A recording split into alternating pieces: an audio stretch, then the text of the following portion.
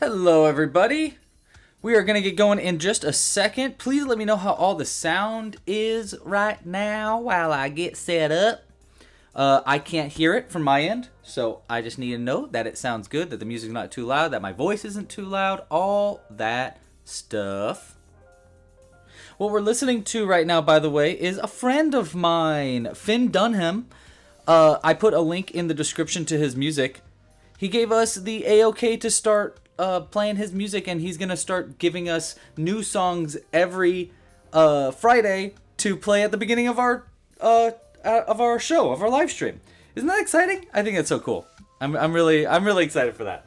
While I get set up, by the way, we are voting right now on what color of a crab we're gonna be crocheting today, because we are crocheting a brand spanking new pattern for a little crab. It's gonna be so cute. I'm very excited. We're gonna be customizing it a bunch, and we'll talk about it very soon. Okay, well, someone said the music is a little too loud. I'm gonna keep the music this loud for right now as we go through the intro, and then when I get started, I'll turn it down a little bit. But thank you so much for letting me know, Celia. And everybody else in the chat, please let me know.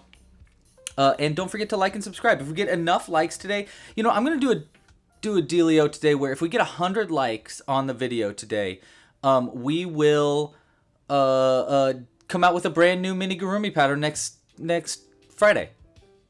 Yeah, we'll do a live Amigurumi pattern if this video gets 100 likes. I think that sounds pretty cool. But yeah, let me know how that all sounds, and we'll get rocking and rolling in just a second. Okay, see you in a sec. Bye.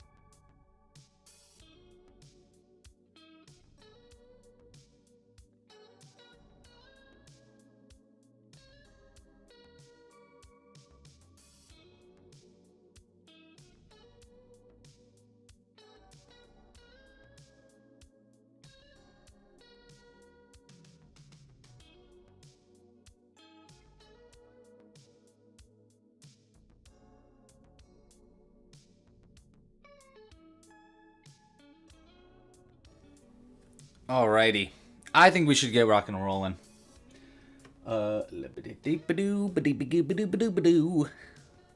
Let's rock and roll. Which one is it? This one. Hello, everybody. Hello, welcome to the live stream. Today, we are doing something slightly different. Instead of doing a vertical stream and a horizontal stream simultaneously, we are only doing a horizontal stream and trusting YouTube to do their portrait mode. But here's what I have a feeling of. Here's what I think is going to happen. I think YouTube is going to be like, oh, wait, you wanted views? Well, that's just too dang bad, buddy. You wanted people to come watch your thing? Well, we ain't gonna show it to nobody. That's what I think is gonna happen, but I'm excited to be proven wrong, YouTube. So let's find out. In the past, we've been doing horizontal, vertical, whatever. Doesn't matter. You get the gist. We're gonna have this live later as well, so I don't even know why I'm going through all that. But hi, everybody. Hello, hello, hello. Hope you are having a wonderful Friday. Today, we are crocheting our new pattern, which has been requested very, very, very many times by the stream audience. Talking to you, bruh. I mean, literally, I'm talking to a dude in the chat named Bruh who keeps requesting this pattern. We are making our new little crab pattern, Henry the Crab. I think this pattern is so cool, and you're going to find why it's so cool soon. But what's really cool about it, check this out. The claws are actually like toys. They're posable. You can spin the claw around 180 degrees. The claw here opens and closes. Isn't that cool? I really like it. I think it's so cool. It's got a super unique construction too, and I've been working on it for quite a while. You're gonna see when we're making the claw how it it's kind of like a complicated construction system for making it, but you'll see what I mean. You'll get what I'm talking about. All right, just trust me. All right, well, we are gonna get hooking in just a second, but before I do, let's talk about all the things that you need to know if you want to crochet along with me. The first thing is, oh gosh, the mic is popping. Okay, thank you for letting me know. 1 second, I can fix that. Hopefully that'll work. That'll help. Hold on. Is that better? I think I might have turned it down too much now. I don't know. It's popping, huh? Okay. Is it still popping? Let me know. Okay. Well, let's keep on keeping on and let me know if it is popping. If it is, I can try to unplug it and replug it in and see if that fixes things. But okay, let's talk about this cool new pattern because it's so cool. So this new pattern's out now. If you want to crochet along with me, there are a few things that you'll need. The first thing is you're gonna need the crochet pattern. Now, if you're watching on a horizontal landscape version, you can find it right here at clubcrochet.com/crab. It's actually gonna be at the top of the chat as well, which is gonna be somewhere around somewhere. Anyhow, yeah, you can find it at clubcrochet.com. It's a brand new pattern. It's out today, and it's actually 50% off this weekend. It's gonna be like a little, hey, it's and just come out, so I'm gonna give it out for 50% off because I thought that'd be kind of cool. Yeah, so that is the plan. Or that's where you can find the pattern. Sorry, I got distracted reading the chat. Zoe, I hope your mom is okay. Zoe and Cooper, shout out to Zoe and Cooper who are in the chat as our moderators today. Thank you so much for being here. And Zoe is in Australia right now. That's pretty cool. We're still popping. Okay, let me see if I can fix that real quick. While I'm doing that, though, go get the pattern at clubcrochet.com. Go get the materials. We're going to talk about that in a second. And let me fix this microphone and see if this works.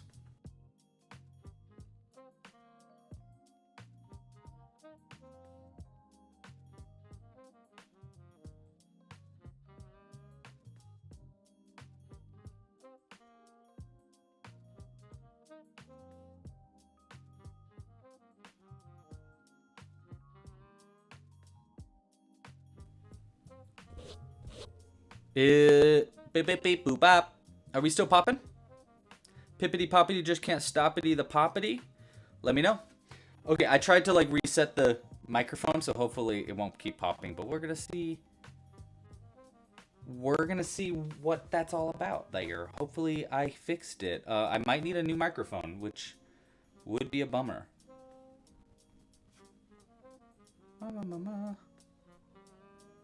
Okay, so if you have a membership on the website, Celia, talking to you, you can untangle the pattern. You do get credits for having a membership, so you can always untangle the pattern. So if you go to the website, there will be a little untangle button. You should be able to untangle it. It's still popping. Okay, that's not good. All right, we might have to do a different microphone situation today. Let me see if I can fix this in a different way. One moment, please.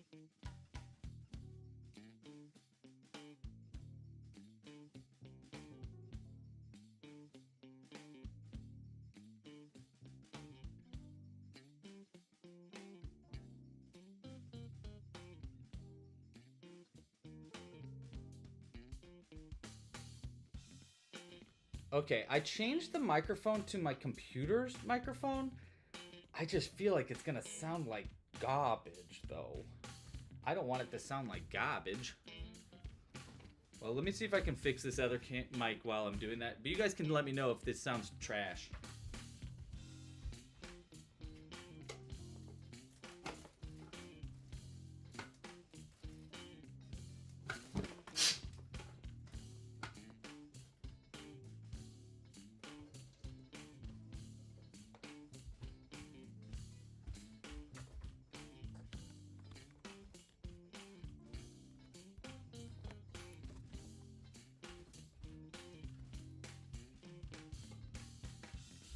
Alright, we're gonna try one more thing here. I just tried to change the microphone one more time, so just... Sorry about this, guys. Bear with me. There's a bear with me. Okay, we changed back to the other microphone now. Okay. Is it popping now? It still looks really quiet, though. Let me see if I can turn it up.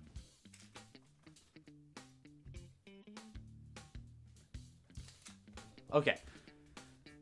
Testing, testing. 1, 2, pop. Pippity poppity. Can we stoppy the poppy? Tell me now. Please, oh please, let it not be poppy. We're going to find out in just a moment. When everybody says, oh boy, it's still popping. You should change the microphone. Let's find out. Boopity boopity boop. No, no poppity? Hey. Hey. Did I fix it? Did I fix it? All right. Well, while you guys are... Okay, we don't hear any popping. All right. Hey, I don't know what was wrong, but I fixed it. High fives all around. Great. Okay, so we're making a craft today. You know where to get the pattern. The materials we're going to be using are up to you. You. Yeah, I see you right there. Right there. Yes, you. All you need to do is go into the chat and vote. Right now, we're voting between orange, red, or a pink crab. We're going to make one of the three. We're going to be getting...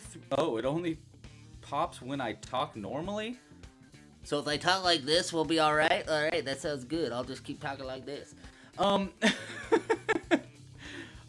me know if it's popping. I don't know. I was thinking about putting purple in there, actually, Raven, so that's interesting. It is still popping sometimes. That's not good. I don't know what's wrong. It might be the cord I'm using. I had to change the cord, so that makes sense. But Jimbo chewed through one of our cords that I was using, so that was the one that was really popping a lot. So I had to use a different one. Anyhow, it's popping. Okay, we're switching back to the... We're switching it then. I'm so sorry. We're going back to this one.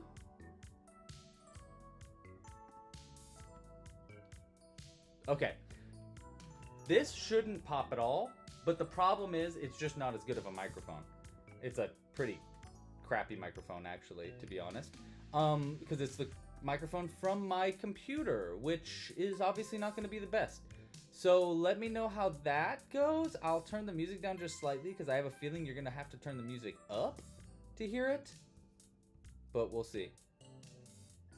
Okay, let's get back to this. All right, so we're crocheting little crabs. The colors we're going to be using is up to you. You're going to need one main color. We're going to either be using red, pink, or orange. We're going to find that out in just a moment. It's currently on red, but we have 49 votes, which is kind of wild. And honestly, it's a pretty close between red and pink and orange. Actually, they're all three of them are pretty close votes. So go ahead and vote now in the comments. Oh, look at this little dance. Get the pattern at clubcrochet.com. Celia, let me know, were you able to get the pattern? I hope you were. Okay, let me know if you need any help getting the pattern if you are a member on Club Crochet, and I'll explain that in a moment as well. What else did I want to say, you guys? Like, subscribe, that stuff. Let's just get hooking. Oh wait, different ways you can support this channel. Doi. If you like what's going on here and you think it's really cool and you're like, oh my gosh, I love this channel and I think it's so cool that this dude is crocheting all the time. Well, there's a bunch of ways you can help support this channel. The first is just like this video down below. Subscribe to the channel down below. Hit the little bell icon so you don't miss it when we come out with these live streams. Untangled. Okay, Celia is good. We got the pattern. All right. If you, what was I saying? If you want to support monetarily, well, that would be really cool. You do not have to, but if you do want to support monetarily, that would be great. There's a bunch of different ways to support monetarily. The best way is probably the Club Crochet membership, which we were just talking about. Memberships give you access to the pattern library. There's a whole bunch of patterns in the library. I try to come out with new ones every few weeks. I do have a bunch of ones that are coming out soon, so it's going to be like this crab, and then in a couple weeks we got some mini patterns, and then some more mini patterns, and then this other pattern that a fan sent in the other day and was like, hey, you should do this. Anyhow, you're gonna see all about it soon. So if you want to keep up to date with those, get a Club Crochet membership. You can learn more at clubcrochet.com. Memberships start at only $5.99 a month. You can cancel it at any time. And of course, it's the best way to support this channel. There are other ways to support this channel. You can get merch and kits in the shop, all this other fun stuff. We've got a whole bunch of patterns. We've got a whole bunch of crochet kits, pins and stickers. Working on some new pins and stickers and stuff as well. That's what I was thinking, Ree, is if we do a red crab, we could have like a Mr. Krabs vibe. Also, it would work with the Valentine's Day, vibes, because it's kind of getting Valentine's-y. Anything else? Support. Oh, yes, you can tip if you really like what's going on here and you specifically like this live stream. You can tip. If you tip, I'm going to put a little guy out on the screen for you, and it's going to be here forever throughout the whole live stream, and you get to name it. You can help me choose what you want if you have a specific little character in mind, but if you don't choose, then we're going to put out little hermit crabs for you, and you can vote on that. I definitely think we should make a king crab. And then yes, if we get 100 likes today, we will do a mini Gurumi design along live. So if we can get 100 likes, so like this video if you haven't already. Okay, I think that's everything I wanted to talk about. We're gonna get hooking. I'm gonna put this crab up here so that when people inevitably come into this live stream and are like, excuse me, sir, what are you even doing right now? We can say, crab. We are making a crab. Here, I'll do it like, it'll be like these. It'll be like these. We'll open his claws a little bit too so you know he's a crab. Okay. What color are we using, team? Have you decided? I believe you have. I sound like the guy from Legends of the Hidden Temple when I talk like that. First, the green monkeys must climb the mountain and find the temple of blah blah blah. Anybody know what I'm talking about, or am I just sounding like a crazy person? I'm always sounding like a crazy person. What are we talking about? All right, let's crochet. We're making a red crab. I love that. I love a red crab. That's actually, I was kind of hoping it because I voted on red. So we're gonna make this gorgeous red into a gorgeous little crab, and we're gonna start by taking this off, and it's gonna make this beautiful sound. Ready? Ah! Beautiful, gorgeous. Beautiful, gorgeous even. It's beautiful. It's even gorgeous even. Yeah, I'm gonna turn this down too, so it's easier for you to hear my voice maybe because the microphone's busted. I'm gonna have to fix that later. We're gonna start by making the claw. We're gonna start by making a claw. This is my plan. We're gonna do a claw, then we're gonna do all the legs. There's 7 legs. They're really quick to make though. And then we're gonna make another claw, and then we'll start working on the body. Now I am kind of getting the vibe that this is gonna take longer than one live stream to do, so we're probably gonna be back next week finishing this crab up. I have a sneaking suspicion, but we'll find out. We'll do the best we can. If I can get it finished, that would be cool. But if not, you know, it's not the end of the world. It'll be all right. We'll just do a double stream, and that's kind of fun.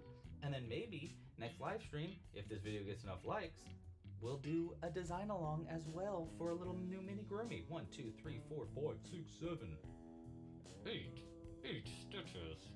Let's pull it tight. Ooh, I don't know what you're talking about, Raven, but I like the idea of a game with a crab that looks like this. I have been working on so much different stuff, it's kind of crazy. My list of projects, I wrote it out yesterday, and I was like, okay, what am I working on right now? Like, how many projects do I need to focus on? There's like 7 or 8 projects that are big projects right now that I'm trying to work on, and it's just been a lot of like, oh boy, where do I need to put the energy next? And it's been a long week. Been working on a lot of stuff. A lot of it I cannot talk about yet, but rest assured, you're gonna think it's awesome. I guarantee you're gonna be like, what? That's awesome. We're gonna do this too. There we go. I really think like half of the things I met with Cooper this week and told him about some of the things. So maybe Cooper can shout out in the chat if he thinks that he also thinks that they are cool things, because I think they're really awesome. Oh, they're so cool. But I'm not allowed to share them yet, which I understand, because honestly, I need to be more careful about what I share on these live streams, because sometimes I tell you things that I'm working on, and then some people, talking to you, bruh, are like, hey, you said you're coming out with that crab pattern. Come out with that crab pattern already. And I'm like, I'm trying, man. I've got like so many things. I can't turn it up a bit, actually. Unfortunately, I don't believe I can. Let me see. I don't think I can turn that mic up. I think I need to switch mics if I want to have it up, which is what I meant by, uh-oh, this microphone ain't gonna work for us. Oh, wait, here, maybe I can do a filter. Hold on. Filter. Add filter. Game. Is that better? Hey, I did turn it up. I'm hoping we don't get like a lot of fuzz when I'm not talking though. So when I'm not talking, how does it sound? See, it looks like we're getting a lot of fuzz, but I don't know. Let me know. My trip last week, thank you for asking, Celia. Yeah, Cooper's totally in an NDA, but yeah, super cool project.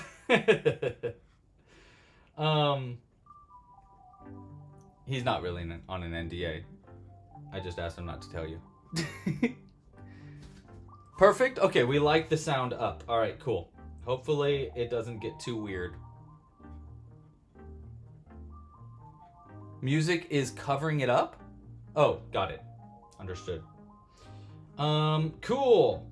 Let's see, where was I? What am I talking about? Oh, yes, someone asked me about my trip last week. It was a great trip. Yeah, I went to San Francisco. Well, first I went to San Jose, or wait, where did I go first? Sacramento. I went to Sacramento first. I met up with my friend and website developer, Jimmy, who helps with all things website. If there's something you like on the website, that's because Jimmy did it. And we talked about a bunch of new features and things that we're going to be adding to the site and where the whole business is going this year. We've got, like I said, kind of an insane amount of things that we're working on for this year. A few of them should be coming out sooner than later, and honestly, every single one of them I'm so excited about. We're working with some new peeps that are helping out with stuff, and I'm just really excited. I gotta try to be less cryptic, but just trust me. It's gonna be a cool year. A cool stuff that we're coming out with. One of the cool things actually already is out.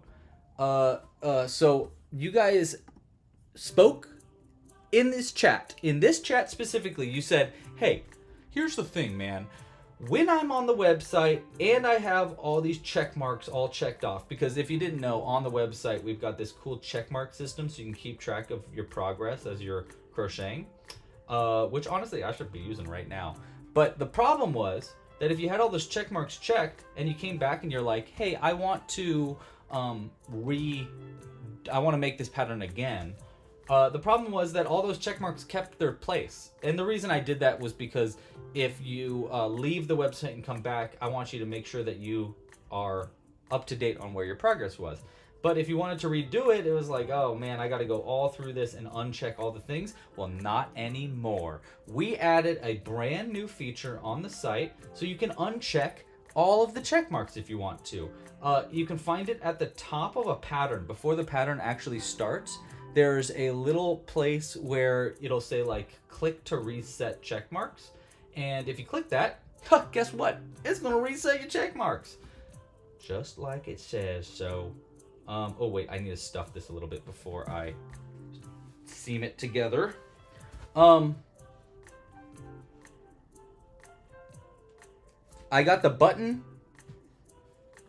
Oh yes, is that what you suggested, Kaylin? I think it was Kaylin that might have suggested that. I can't remember.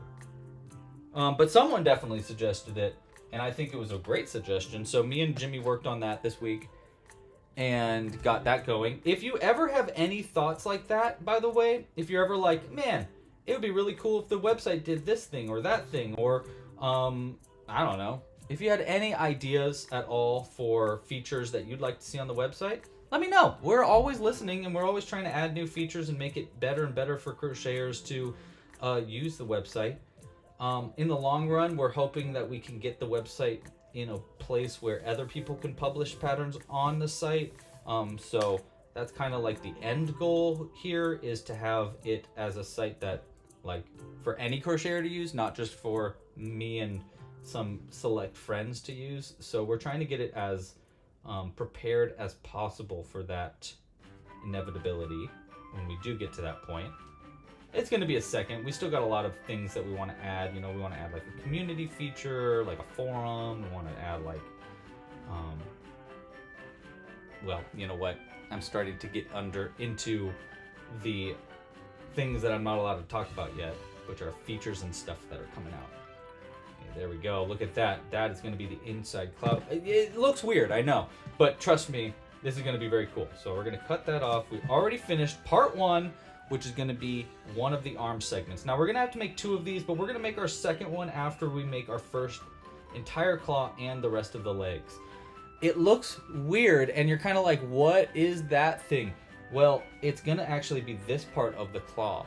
See, this claw is actually not sewn together at all. It's all like put together in a way that lets it be kind of a toy where you can like spin it all around.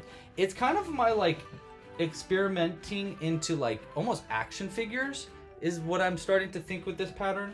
I think we're gonna just be making more and more like very like almost toys as we crochet, as I make more patterns. I love, okay, so here's the thing. When I started the Amigurumi season, that was a season of all like the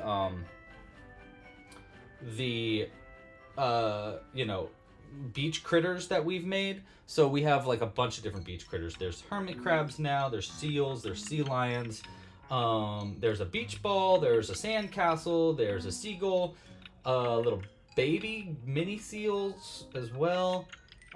You get the gist. The point is that when I was doing that, coming up with all the ideas on what I wanted to this season, I always say I want one pattern that's complicated. Not like extraordinarily complicated, but just complicated enough where it's really fun for a more advanced crocheter like myself that uses techniques that I haven't really seen in a crochet pattern before. And that was exactly what I tried to do with this one. It was like, okay, let's try to experiment into kind of like posable toys that don't utilize like materials outside of yarn and stuffing. So normally, like, I've made posable toys that use safety eyes as hinges. We've made posable toys that use pipe cleaners and wire to make it like so you can bend the arms in different directions. But I've never really made one that uses just pure like crochet engineering to design like a posable toy that kind of fits together but doesn't come apart. And so this was kind of my experimentation into that world. And honestly, I think it worked out pretty well. I'm really happy with how with what I've made with this, and I think it's kind of just the start of that like mentality of kind of like engineering my crochet a bit. Yeah. Someday in the distant future, I want to do a season of Club Crochet that is like mechanical things, like maybe you know, like what are those called, like trucks and like machines, maybe like robots and stuff, where everything is kind of using this technique of kind of making a mechanical toy that actually moves in different directions and stuff. You know, make it more of a crochet with a bit of more utility to it. How many pieces are there to create for this crab? There are actually a decent amount of pieces. You have 8 legs, which are these little guys in the bottom here. They take, honestly, I think even in the video, I take less than 2 minutes to make each one of these legs. They're very, very quick to make. So you make each of these legs.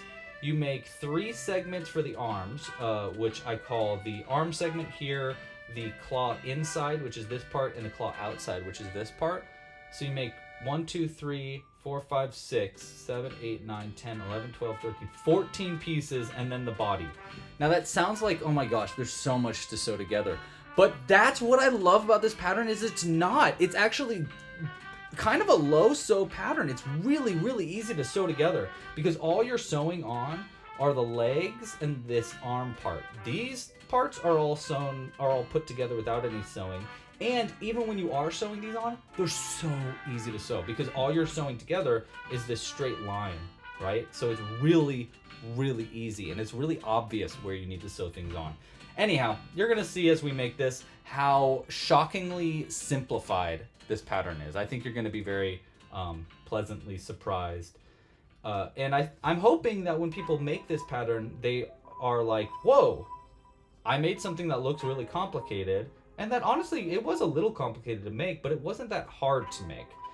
That's what I'm kind of looking for here, is like a pattern that isn't really necessarily difficult to crochet, but rather like a challenge. Not difficult, but a challenge. That's my goal. And hopefully I do a good job there. Raven asks, have I ever made a lobster? I agree. I think a lobster would be really cool. That was the plan actually originally in the Amigurumi season, was to do a lobster. And when I made these crab claws, I was like, these are lobster claws too. But I just didn't have the time to work on a lobster. So I would like to be completely honest, I'd really like to. And I definitely think we will work on a lobster eventually. But you know, there's like a billion ideas that I have. 1, 2, 3, 4, 5, 6, 7, 8. Oh, did I mess up somewhere? Wait, 1, 2, 3, 4, 5, 6, 7, 8. Oh, yes, we did mess up. 1, 2. Skip to my me. Boom. There we go. Fix it. Wait, so we should have 9 stitches around? 1, 2. Yeah, look at that. Okay. Okay, Louie. Maybe you're distracted talking to a chat and you didn't count very goodly. Well, that happens. that happens. I sometimes don't do goodly when I'm trying to do 4 things at once. The Amigurumi season, this is the finale, basically. It's not really like, I don't think we really had a finale, unfortunately. Maybe we should. I don't know. What do you guys think? Should we do like a big finale live stream? Maybe we can do that soon. Because we never really got that big finale. But this is technically, I think, the last pattern in the Amigurumi season for now. Unless this video gets 100 likes, then if this video gets 100 likes, then we have one more pattern to add to the Amigurumi season, which would be a new minigurumi. But outside of that, and honestly, regardless if this video gets enough likes, eventually I will do another minigurumi for the season.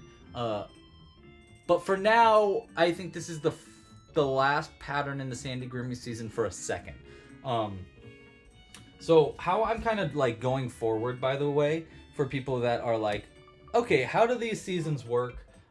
Is we do a new season. I'm gonna probably try to do 2 seasons a year now rather than 4, just because it's just more doable. I haven't announced what the next season. Well, actually, I think I kind of have announced what the next season's gonna be, but I haven't gotten to work really on the next season because in between seasons I want to do, I'm calling them like a seasonal refresher. So these are going to be patterns that we add to the past seasons in between seasons. So for example, we're currently finishing up season 8 with the Amigurumi, and then after that we're going to move on to oh, interesting. Okay, wait, hold on, sorry. Yes, okay. After this, we're going to be working on some patterns from the past seasons. So we'll add maybe some new dinosaur stuff. We'll look into some under the sea things, maybe some plants, maybe some sweet stitches. Basically, we're going to go back to a previous season and work on a new design or two to add to those previous seasons as I work on like a bigger release of a brand new season of a completely new theme. So that's kind of my thought process. That way, like, we can always go back to past themes and add new designs to the previous stuff is my thought. But yeah, I'm just kind of curious about what people think about this all. You know, I'm just kind of like making it up as I go. So any kind of feedback or thoughts about how this system works, or what seasons you'd like me to work on in the future, I'm all ears, always. I like to say pretty much all the time, any kind of feedback, any kind of suggestions, you will never hurt my feelings but like I'm always listening. I'm always open to new ideas, new thoughts, anything like that. So please, I need them. They're extremely helpful. Otherwise, I don't know. I'm just kind of like guessing what people want to do based on what I want to do. And sometimes that's not always the case, you know? Like, sometimes I work on a pattern for a long time and I come out with it and people are like, okay, but why did you make a pet rock? I don't think a pet rock's actually a good example. I think people did like that one, but my point is that sometimes I put a lot of effort into something that I really like, but that might not be exactly what the community wants. And I kind of want to, you know, I want everybody to want to make stuff. And honestly, I want to make anything. As long as I'm crocheting, I'm happy. Okay, so we're almost done with this inside claw part too. A Crypted season. Okay, Timothy coming out here with the great ideas. I love that ideas. That ideas? Yes, that idea. I was working on a new Crypted today, actually. That's funny that you say that.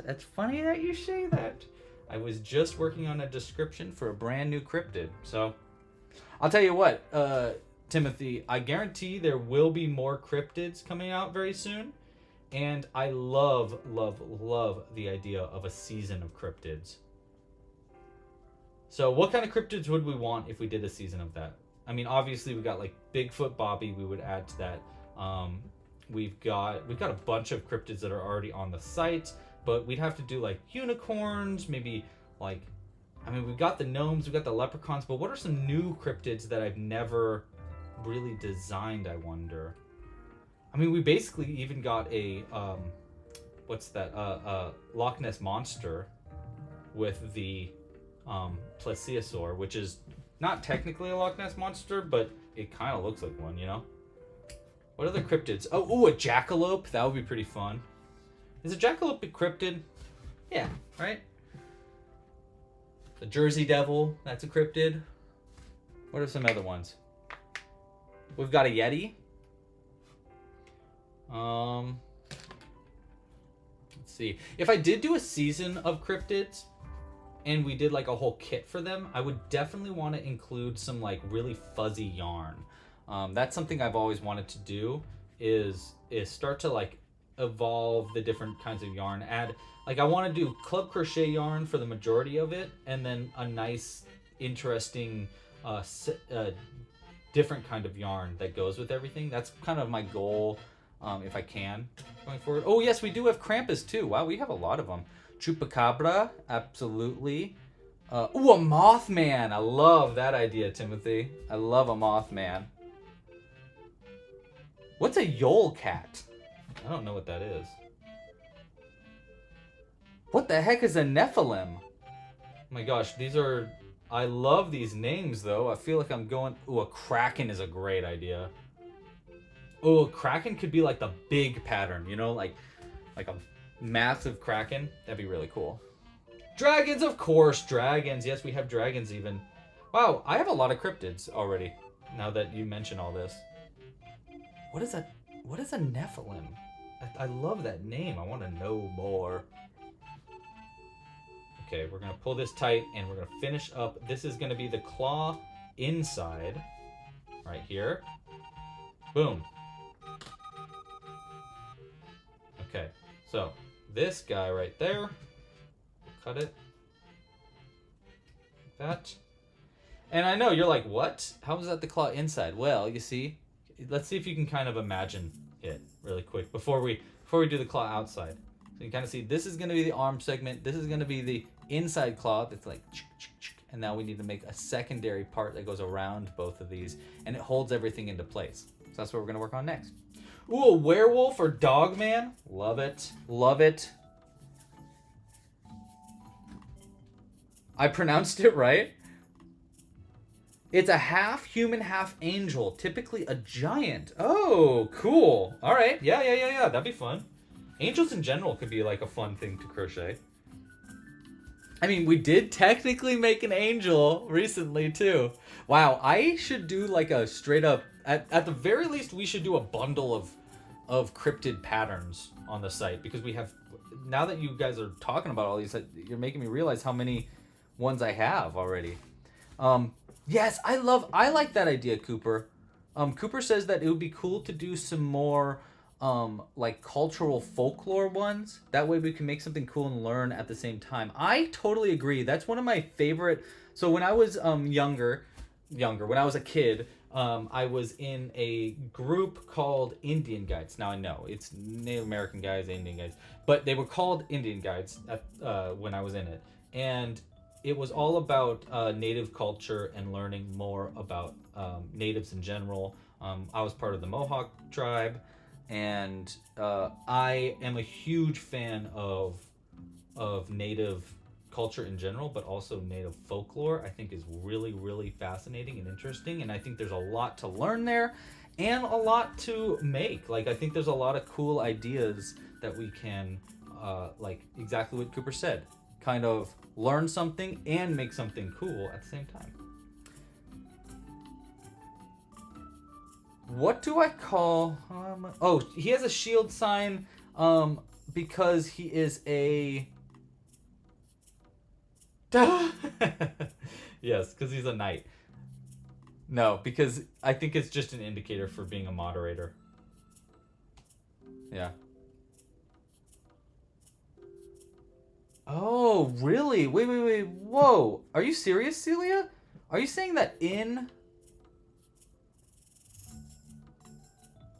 am I part Native American? No, I'm not. My dad always thought that we were part Native American, and honestly, maybe his parents were under the assumption that somewhere along the line that there was a Native But I think it's so minuscule that I would not feel comfortable saying that I was Native or anything like that at even a little bit.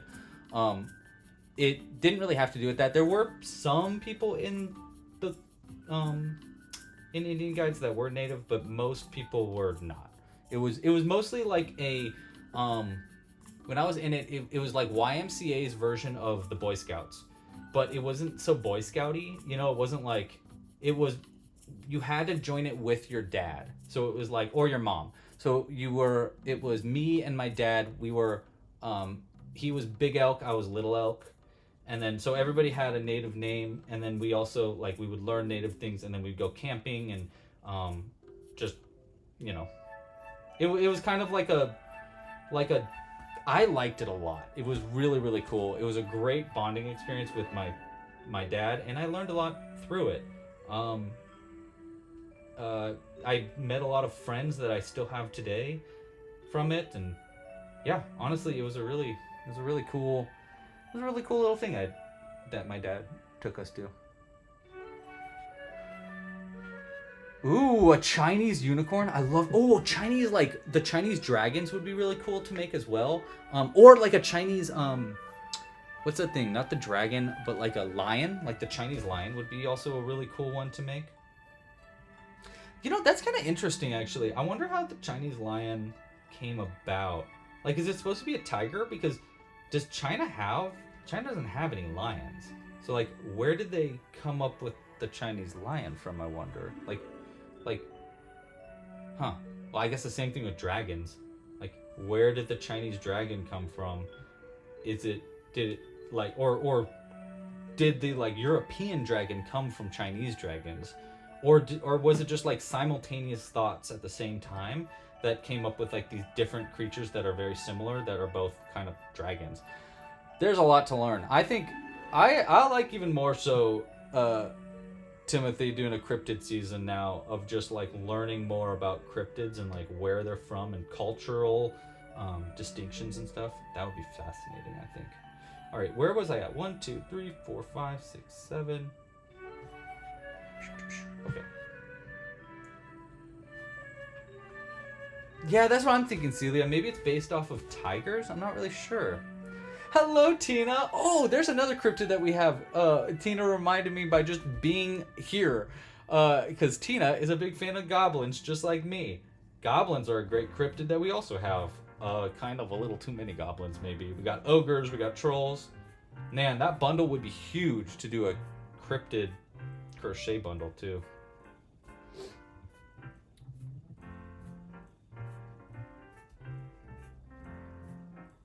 I was excited for a second and said my name, and then I went explaining the name.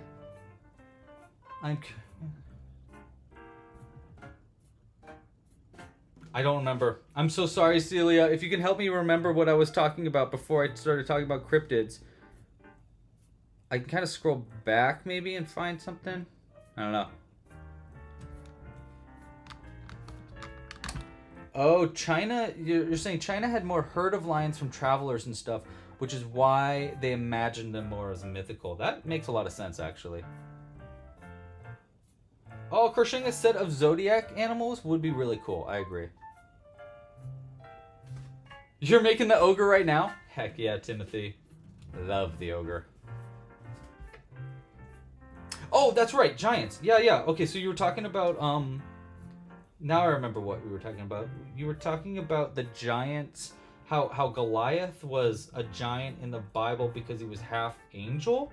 Was that what you were saying? 1, 2, 3, 4. 8, 9. Oh, and we have dwarves, too. 1, 2, 3, 4. No, 3. Because that's fascinating, because wasn't Goliath in the Bible like a villain? So I guess if you're like half, and how does one become half an angel? Does an angel like copulate with a human? That happens in the Bible? That's crazy. Whatever the heck is going on there, I want to know more. That's very interesting. Oh, I did see that actually, that she crocheted all the zodiac animals, complicated knots. I need to reach out to her really bad. We had talked about doing like a collaboration, like honestly like 3 years ago, and then it just never happened. But I really want to collaborate with her on my next season for bugs. I think she'd be a really fun person to collaborate with for that. So I need to reach out to her. There's a bunch of people actually that I've been trying to like. I need to talk to them about if they'd be interested in doing a pattern with me. So I gotta work on that. There's just so many things right now. Oh, interesting. Oh, the lore of angels is wild. Ooh, mermaids, yes, I like that too. Just a season of oddities. I like that. I was an anthropology major, so I'm also very interested in like artifacts, like ancient artifacts would be an interesting thing to crochet. Like the Venus woman would be interesting, or pyramids and stuff. That'd be kind of fun. It'd be very unique too. 1, 2. Oh yeah, sometimes I forget that demons are also basically angels in the Bible. Alright, so this claw is coming together, right? You see how it's kind of... You're seeing it. You're kind of getting what I'm... Right?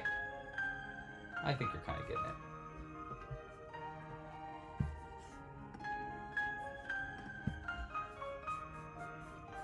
Itchy.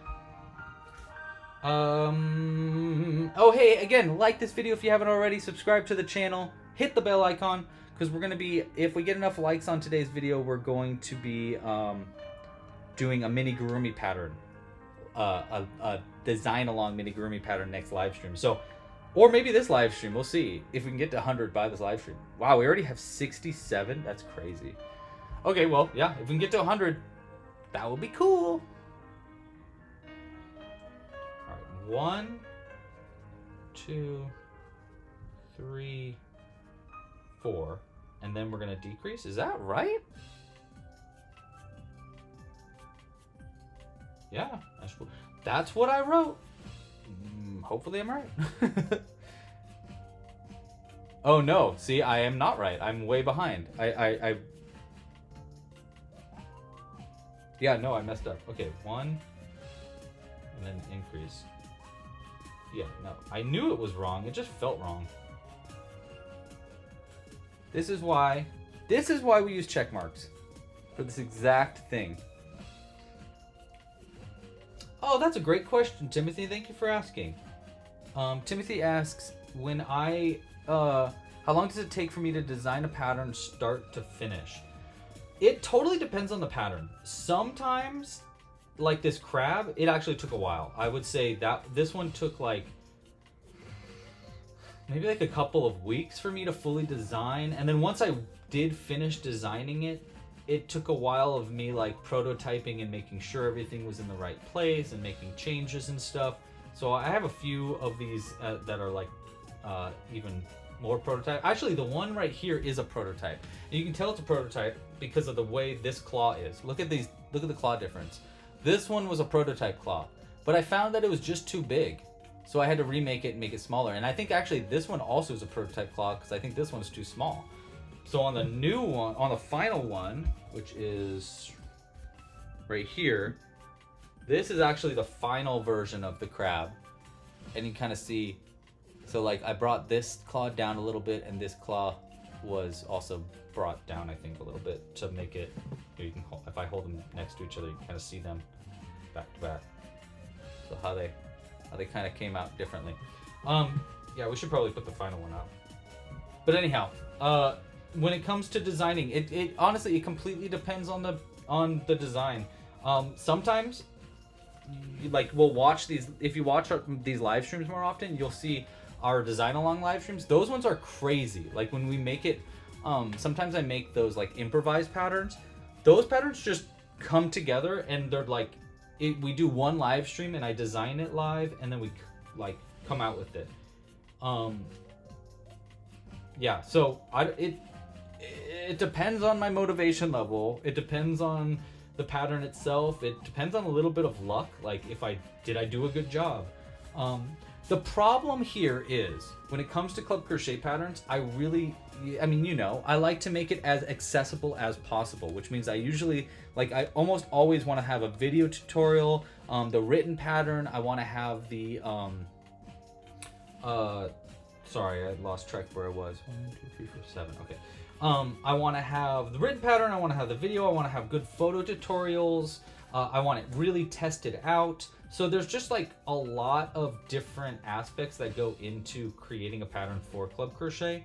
And so because of that, sometimes my patterns on the site take longer than I normally would probably like, because I really want to make sure it's perfect. 7, good. Before I come out with it, because you can't really undo that, you know? I can make updates to patterns, but it's really hard to update a video. So I always like to make sure it's really as highly produced as possible and highly tested and everything like that. 1, 2, 3, 4, 5. That feels wrong. Let me look.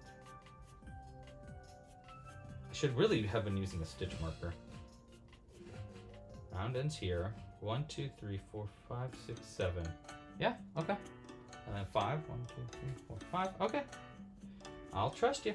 I'll trust you, Past Louie. Both crabs and lobsters have one claw larger than the other. I think that kind of depends on the crab, does it not? Like, I'm sure not all crabs have that. I mean, there's so many different kinds of crabs. There's a game that came out called Everything is Crabs or something. And it's about, like, it's like I think it's only in its prototype version right now. But it's basically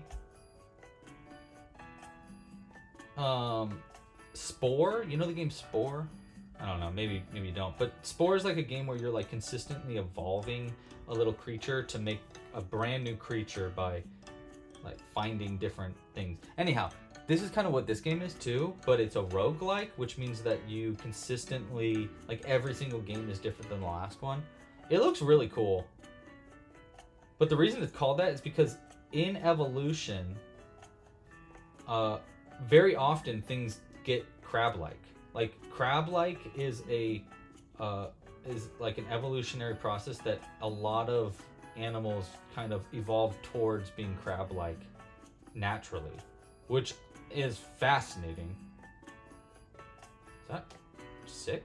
Wait, no, that was 1. Yeah, we're good. I think that's really interesting, personally.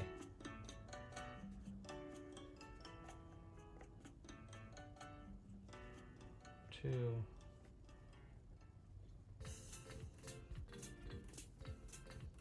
Five, and then a decrease here. Nice. 1. Boom! Round 11 is done. You can see how this claw is coming together. Okay, so this is going to be the claw outside. So the inside part, this part, will be put into this. Like that. You see it? You're seeing you're picking up what I'm putting down.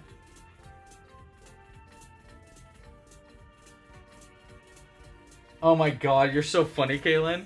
Kaylin said that now that her son is crawling, by the way, congratulations, Kaylin.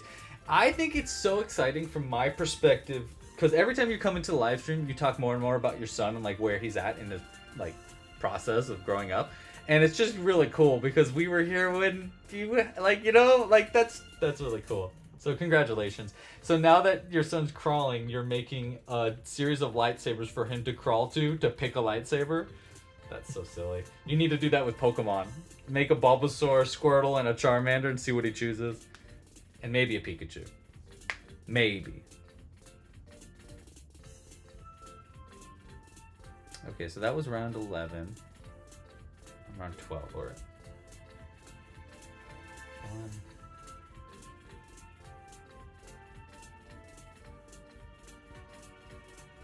4. Hey, thank you. Whoever's giving all those little hearts on the video, thank you. That's very sweet of you. I see them. Thank you for doing that. 2.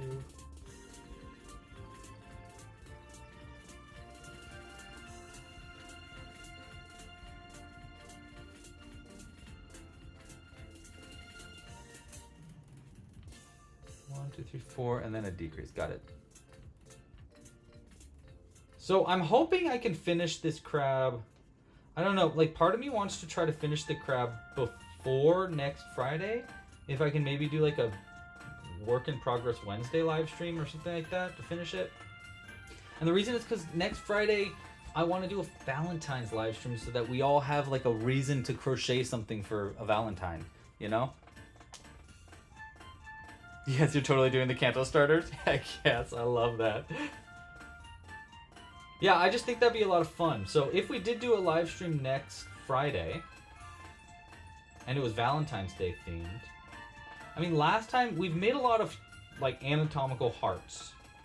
So I don't know, maybe we could do a different kind of, I don't know. I gotta think it through. It depends how far we can get today. I'm hoping, at the very least, I'm hoping we could finish the claws, both claws, which means that also all the legs. But we might be able to get it all done. I mean, I doubt it, but maybe. I mean, we're already an hour in and we haven't even finished a claw, so, you know, because I like to talk to you. I like to hang out.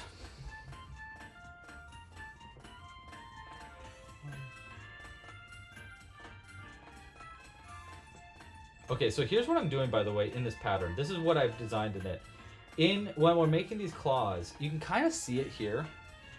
And I explained this in the video tutorial for the pattern, by the way. By the way, if you didn't know, we have a video tutorial for every single pattern that I ever come out with on the site. And during those video tutorials, I talk a lot about the design process, which I think is pretty interesting and fascinating, but they are really long videos because it's me crocheting the entire pattern. But anyhow, I do explain this in the video, but let's explain it here too. If you see, there's this run round, actually we're going to do it again here. You can kind of see it on the inside there. See that little lip right there on the inside? That's going to hold in the claw. So when you put this part of the claw in here, we'll stuff everything up first. But once we stuff it up, we can get this claw in there. Well, what I found was if I didn't put a lip there, the claw kind of slipped into the hand too much. It wouldn't come out, but it would slip in too much and it'd be like a little itty bitty. So I needed to create a lip that would keep it from going in further because it was already keeping it from going out further, and give it still space so that it could open and close. So that's what that lip is. We're about to do another one of those lips, which does the same thing, but the other way around for this one. So we're gonna make another lip right here, which is gonna hold in this little lip from the arm segment so that it keeps this in there so it never pops out. So that's kind of the technique that I think I'm gonna start using more often when I do more of these crab-like or you know, what's it called, like action figure-esque characters and stuff like that. Howdy doody, blissful barbs, how you doing? Howdy doody. 5 and then a decrease. No, 5 and then we're doing that slip stitch on the inside. Yes, got it. 2. See, so what I'm doing here, 5, is we slip stitch into those back loops, and that's what creates that little lip. And then on the next round, we work into those unused front loops, so it keeps that lip on the inside. You can't even tell it's there. It also, just handy dandy, makes it so that it decreases in a really fun way, that it pulls this front part in more, which is exactly what I wanted. I wanted this to get pulled in, and then this to kind of stay a little straighter, so that it kind of had a curve, you know, curve to the claw too. So it's kind of like a win-win situation. This pattern was really fun and unique to design. I haven't really ever made anything anything really like this before. Oh my gosh, I just realized I'm recording this on my camera as well here, but I just realized that I totally forgot to do like the lighting for it all, so oopsies. 1, 2, 3, 4, 5. Wait, hold on, I forgot where it was.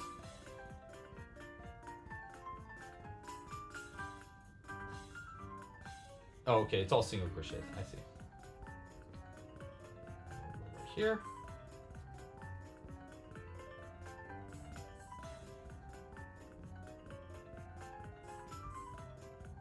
Three.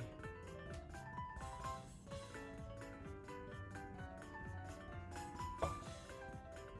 Pretty good. And then 2. And 2. Okay, so see, makes that little lip on the inside. That's what's gonna hold on our arm segment a little bit. Oh no, you put it all together after it's already made. Yeah.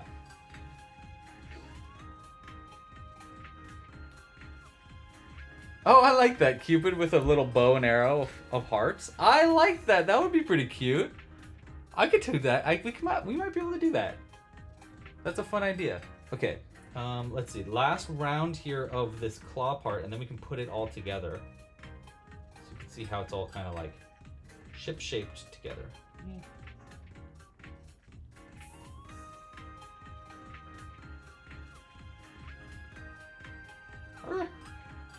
6.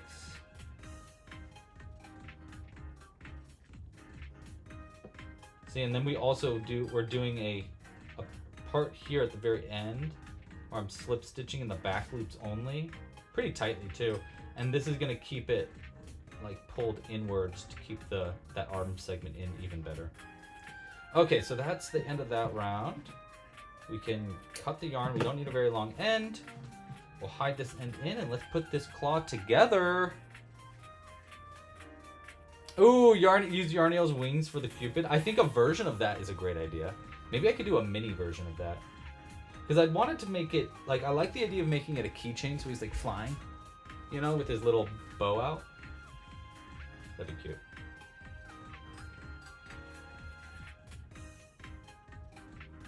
Okay, so we hide this end on the inside. This. There we go. Like that. And let's do the honors of putting this together. So here we go. This is how we do it. Ready? This is fun. I like this part. So first we take the inside arm part here, and we take this long tail end. This tail end's long because it gets sewn onto the body. And we put it through the hole, then out through the other side, if I can. Let's use our crochet hook for this. There we go. And then we pull this through, and watch, you pull it tight enough where it pulls into the oopsies, that was too tight. I pulled too fast.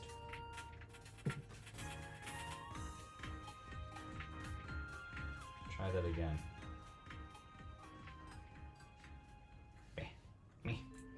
Alright. Pull it tight enough. Not too tight. Pull it on the inside. There we go. And then I can feel it get trapped on that lip. Nice. Okay, so that's step 1. So now we got that arm segment on there. See? And now it can like spin around, right? And now we want to stuff it before we put the other claw part on. So I'm gonna stuff the claw part itself. You know, get all that juicy crab meat in there. Because it's really hard to stuff it up after you add any claw part, all the claw parts together. Probably pretty good. Yeah, and it kind of like fills it in more. And now the last part, you know, maybe we can use a little bit more. Just a tiny bit. Alright, so now the last part is we take this claw part and we need to get it into that hole, which is really hard because it's a tiny hole.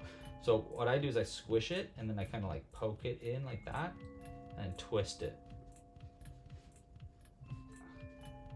There we go. And it gets kind of stuck on that lip, which is how we want it to get. And I'll bend that claw parts together.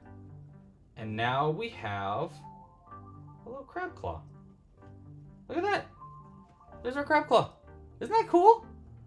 I think it's so cool. And then it can spin around 180 degrees or 360 degrees. And then this can open and it can close. See? Isn't that cool? It's so cool. I think it's so cool. Very cool, very cool. Okay, so we're gonna put this to the side. We'll put this with our other crab. He'll be holding the crab claw. There we go. Now he's armed. That was Genius joke. Genius joke, Louie. Wow. Okay. What's next? Next up, we need to make a bunch of little tiny legs. So I'm going to do this now because it's kind of nice to get it over with too. So we're going to make 8 little tiny legs. They're really quick to make though. So we're going to kind of time ourselves here. It's 15 minutes past the hour. So let's see how long it takes for us to make all 8 of these legs. I don't think it's going to take very long, but we'll find out.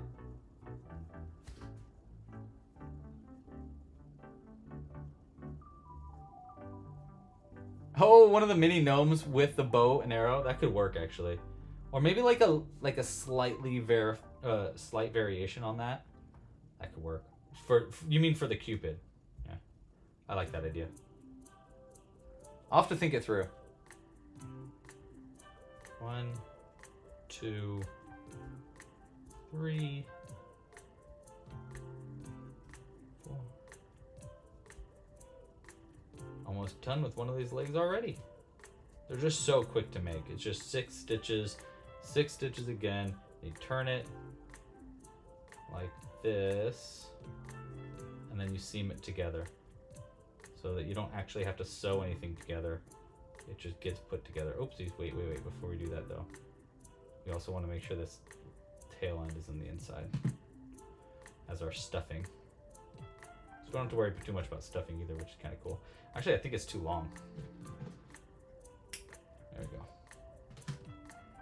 So I'll try to make a smaller tail end next time we make one of these legs. Which there's gonna be 7 more next times.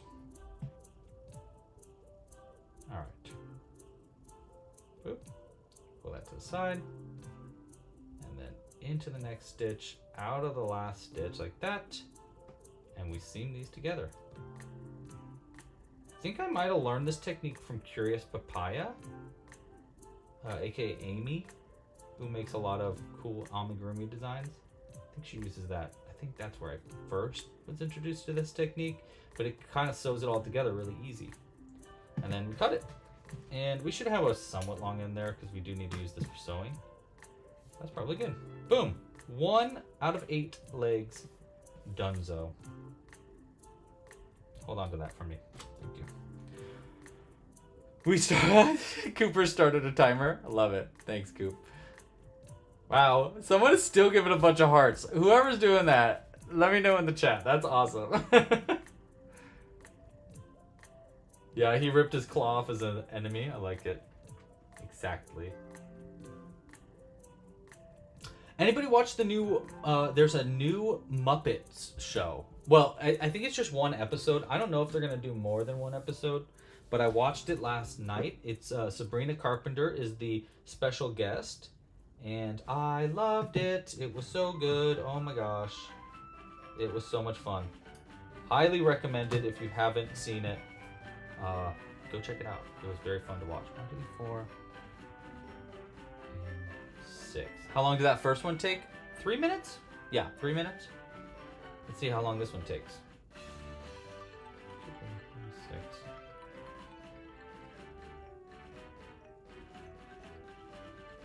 For a couple of stitches now.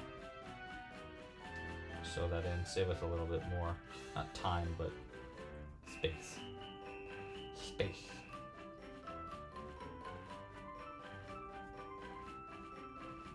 Nice. All right. And finally, untuck that. Pull that over. And boom.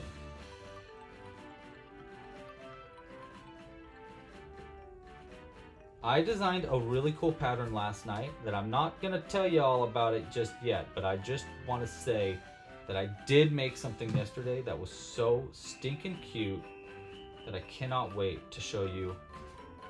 Oh, actually, this can go further into Timothy's question. So Timothy earlier asked, how long does it take for me to design a pattern? So sometimes mini patterns. So I designed a new Amigurumi pattern last night because I was like, I wonder if I can make this really tiny. And I did. And it was really cool. But sometimes those Amigurumi patterns, yes, they turn out perfect like the first try, but I kind of want to make a bunch more of that, like do it again and again, because sometimes I can optimize it even better. And if I come out with the pattern before I have like tested it out like 50 times to find the perfect way to make it, I sometimes like come back to it and I'm like, oh man, I could have made that even better. I wish I thought about it more before I released it.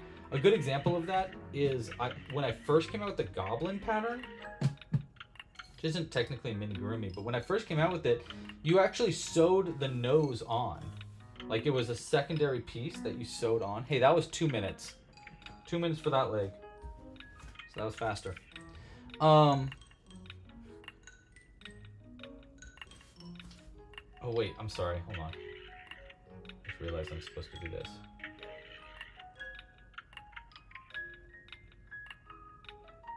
There. ISO should be 60. There we go.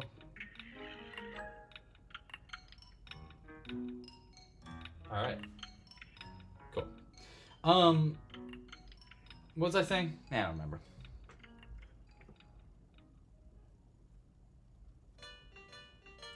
Yeah, oh, that's right. Adding the, doing Amigurumis. It's just, I can't redo it, you know? Like, once it's out there, it's hard for me to go back and be like, hey, here's an update to that pattern. The Triceratops is a great example of that. When I first came out with the Triceratops pattern, I think it was great, but it wasn't perfect. And as I, years later, when I came back to it, I was like, ooh, I wish I tested this out. Like, I tested it out a lot before I came out with it, but I wish I had like 2 years of testing it before I came out with it, because then I could have been like, oh no, wait, here's the perfect way to make it. Yeah, so sometimes I make a pattern and it technically took like an hour for me to design it, but I'm not ready to come out with it until it's like, it's really sat in my brain for a while, and I've crocheted enough of them where I know the exact perfect way to do it and the perfect way to explain it. That's another thing. Sometimes I make something, I design it, and I'm like, okay, cool, this is neat, and this technique that I'm using is really cool for it, but how do I explain that to a novice crocheter? I don't know. And sometimes I need to like really think it through before I am ready to publish it. We're gonna cut this shorter because it doesn't want to stuff into that. Does that make sense? I think it makes sense, but I don't know.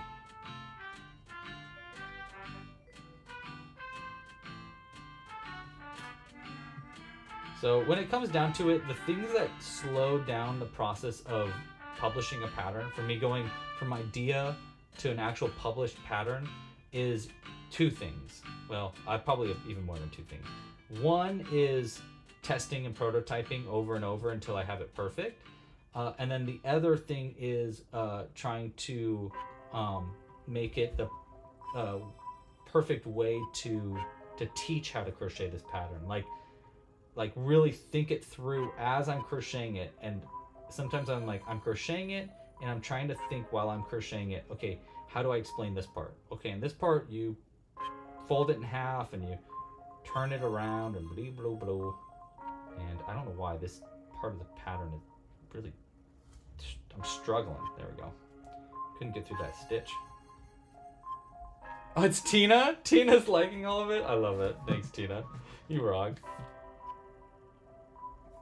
Okay. Boom. 3 claws done. Almost halfway there. One more and we're halfway. Yeah, the explaining is the hardest part. I agree. Honestly, seriously, Celia, that song might have been from Nintendogs. I love Nintendogs. I missed Nintendogs. That was a great, great game. Let's get this out of the way.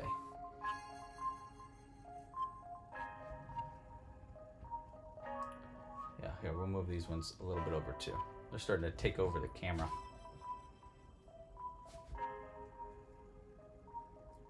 And 4,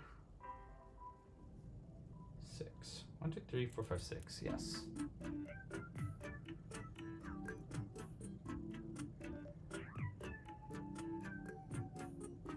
I hope they do more episodes of that Muppet Show because it was great. I loved it. I agree. I think as I go through crocheting, I'm always going to be coming up with new techniques and improving and figuring out better ways to explain stuff and better ways to crochet stuff. So, yeah.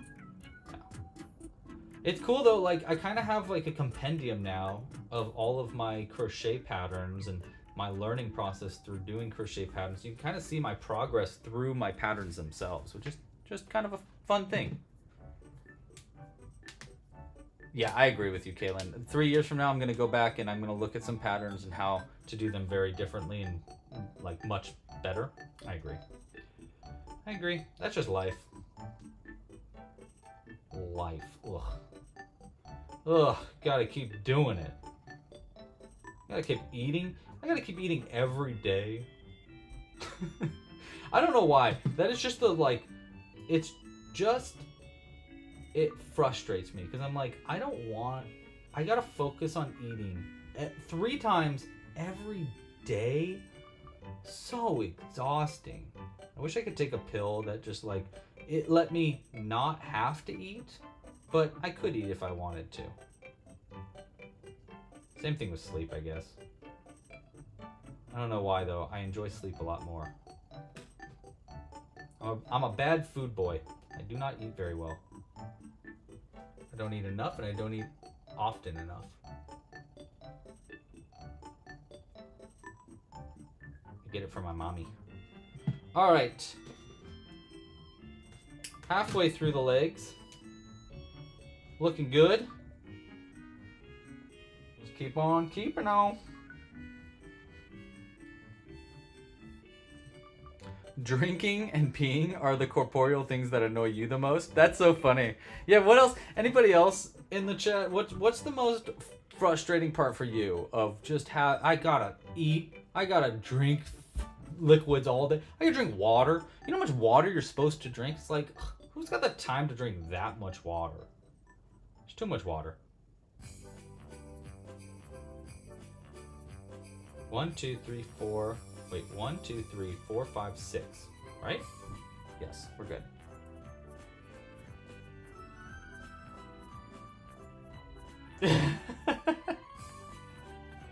Yeah, Celia gets it.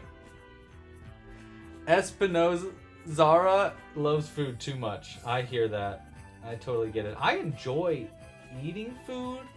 I just don't enjoy having to eat food.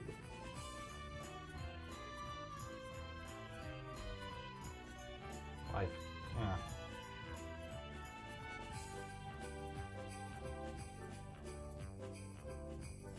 Okay.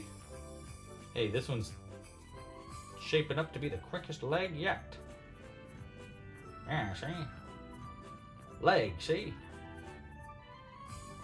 How should we customize this crab? Someone said a crown. Definitely. I totally agree. I think we for sure should add a crown. But what else can we customize this? Okay, if we have a crowned crab, is it a king? I like it. Yeah, a king crab. That makes a lot of sense. Okay, so we got maybe a king crab here. How do we make this king crab more kingly?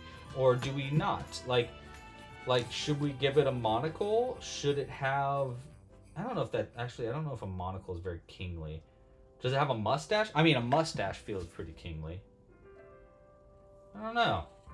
I'm curious of what y'all think. How should we customize it? I mean, we got a second till we get to the body. But you get what I'm saying. How would we customize it? Whoa. Someone's got their car on or something and it's got the loudest... Can you hear it? I can feel it. I can feel it in my bones. Alright, there's number 5. A beard, a scepter. I like a scepter. Love that idea. A scepter would be a lot of fun.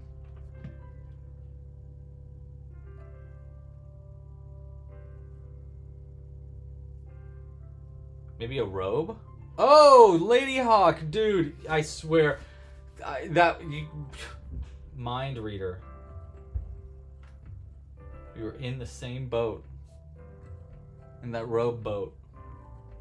The rowboat. That's funny. That's dumb.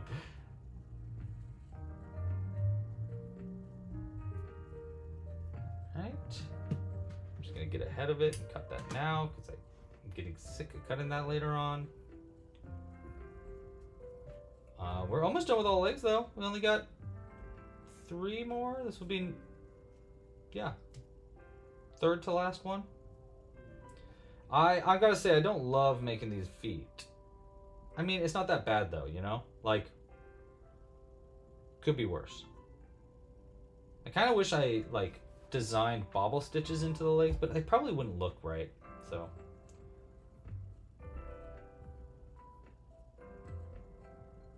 Oh wait, this needs to go on the outside. 1.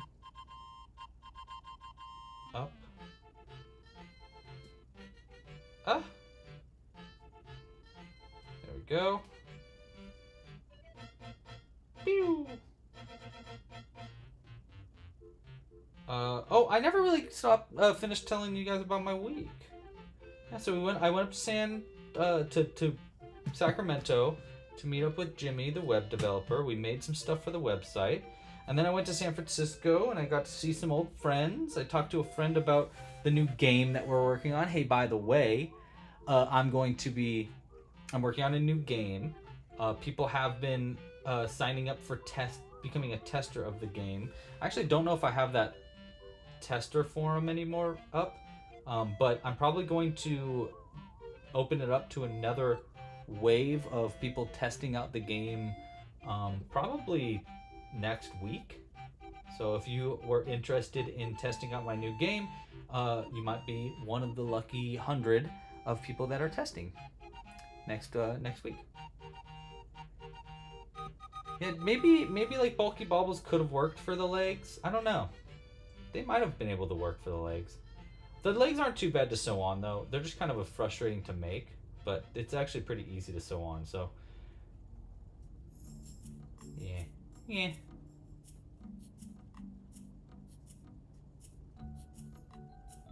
Boom. Oh, one more.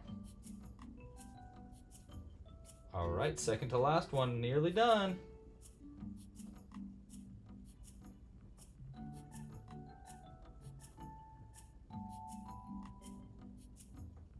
Okay. 1. Stuff that little yarn in there.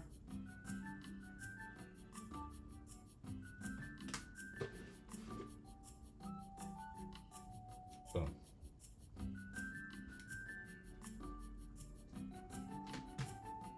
All right. Oh, nice.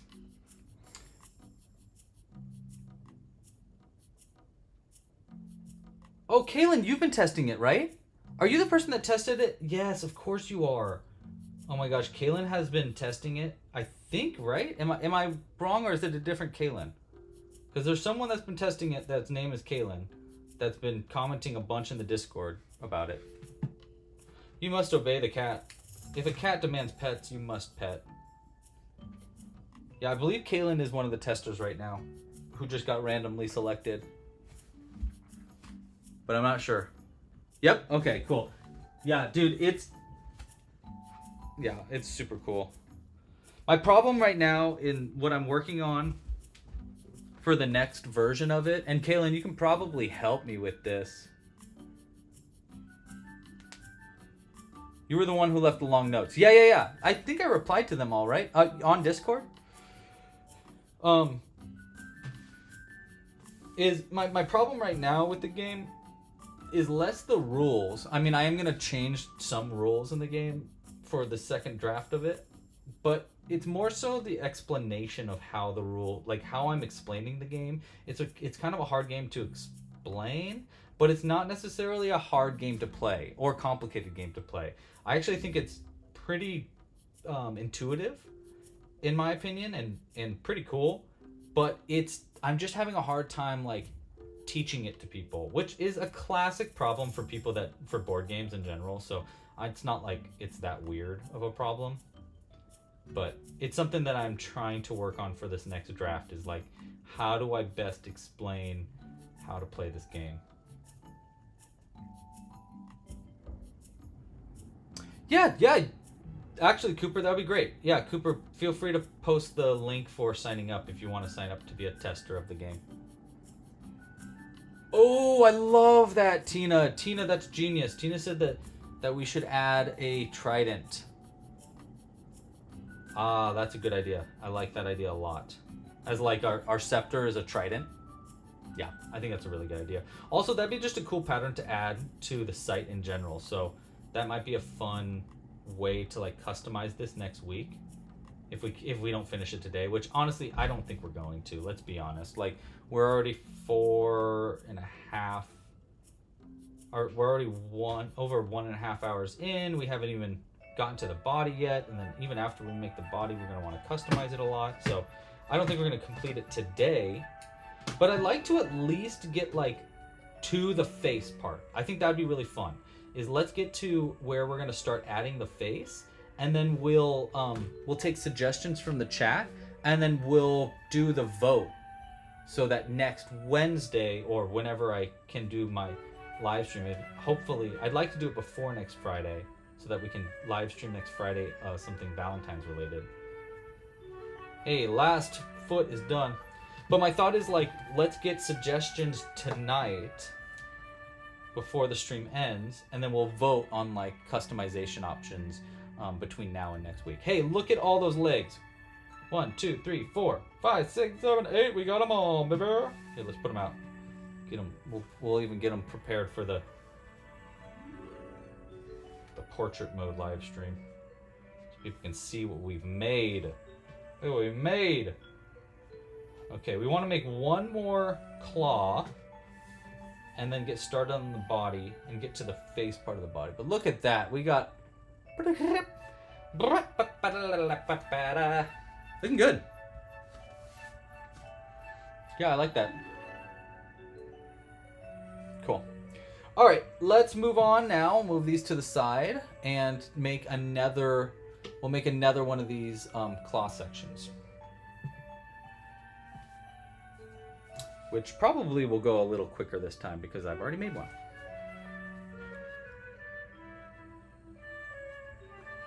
All right, back to the arm segment.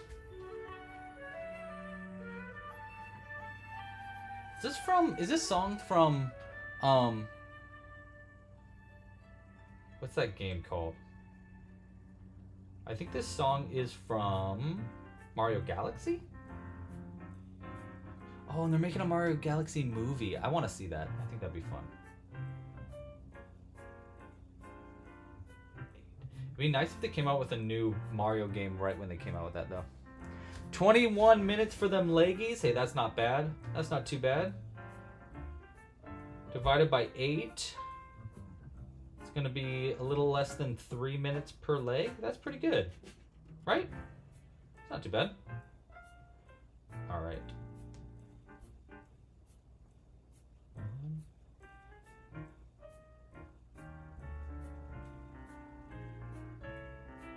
Increase.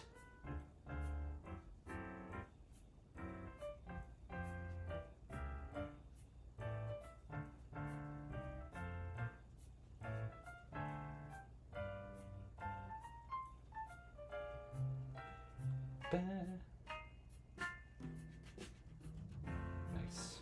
Okay. I know this song too.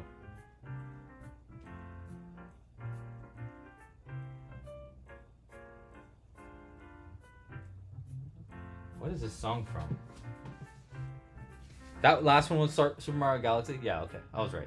But I don't know what this one's from. I recognize it. Is this from Wii U? It was a Wii U game called like something party or like gosh, I can't remember what it's called. I love that game though. I was like one of the 5 people in the world that had a Wii U. I think I've owned nearly every single Nintendo system. Not all the DSs or all the Game Boy Advances. I've owned a Game Boy Advance and a DS. I mean, a few of each one of them. I think the only system I never owned for Nintendo was a Virtual Boy. I don't think I ever got a Virtual Boy. I had Virtual Boy games that people got me for Christmas one year, but I didn't have that system, so I was always like, thanks, I don't know how to play this. Which I think is kind of funny. 1, 2. We played the same one. I love that.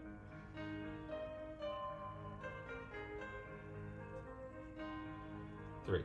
There we go.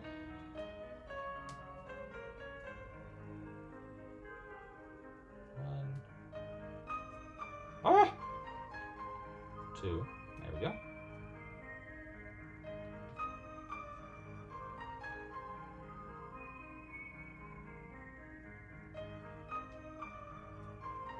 Boom. Yeah, I knew that, you know, by the way, remember I said in the beginning of the live stream, I was like, I bet you YouTube doesn't treat this nice. I bet you we don't get like a crazy amount of views today because of YouTube's portrait mode, landscape mode, blah, blah, blah, blah, blah, blah. Whenever I stream in just pure portrait mode, you know, like up and down, we get like no joke, thousands more live stream or more viewers, thousands. And it's just because YouTube doesn't throw us into the system. Like this portrait mode, they tried to make this new system so that you can stream portrait mode at the same time as landscape mode, but they didn't make that work with the algorithm, so it doesn't really matter. It's like, okay, thanks, I guess, but like, what's the point here?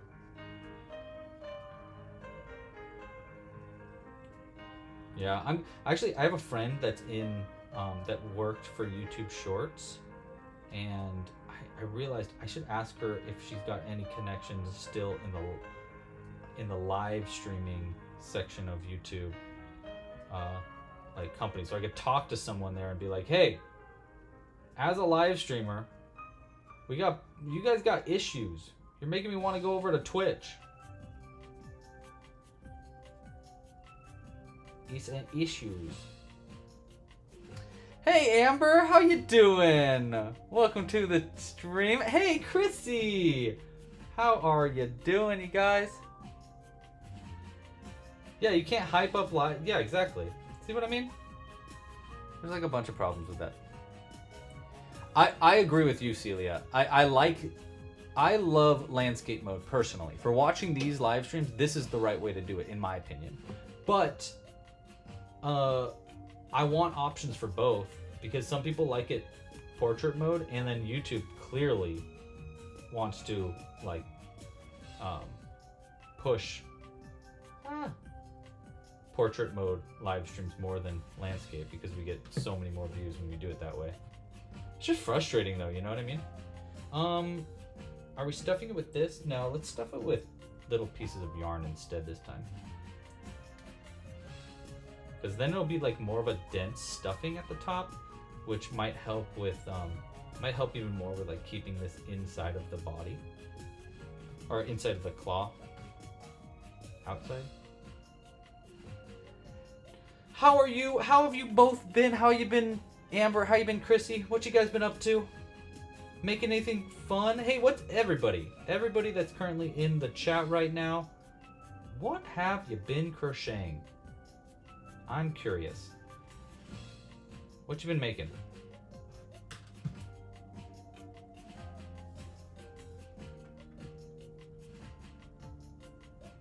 Yeah, I agree. Yeah, it kind of hated both. It was like, I don't know what's going on with YouTube right now.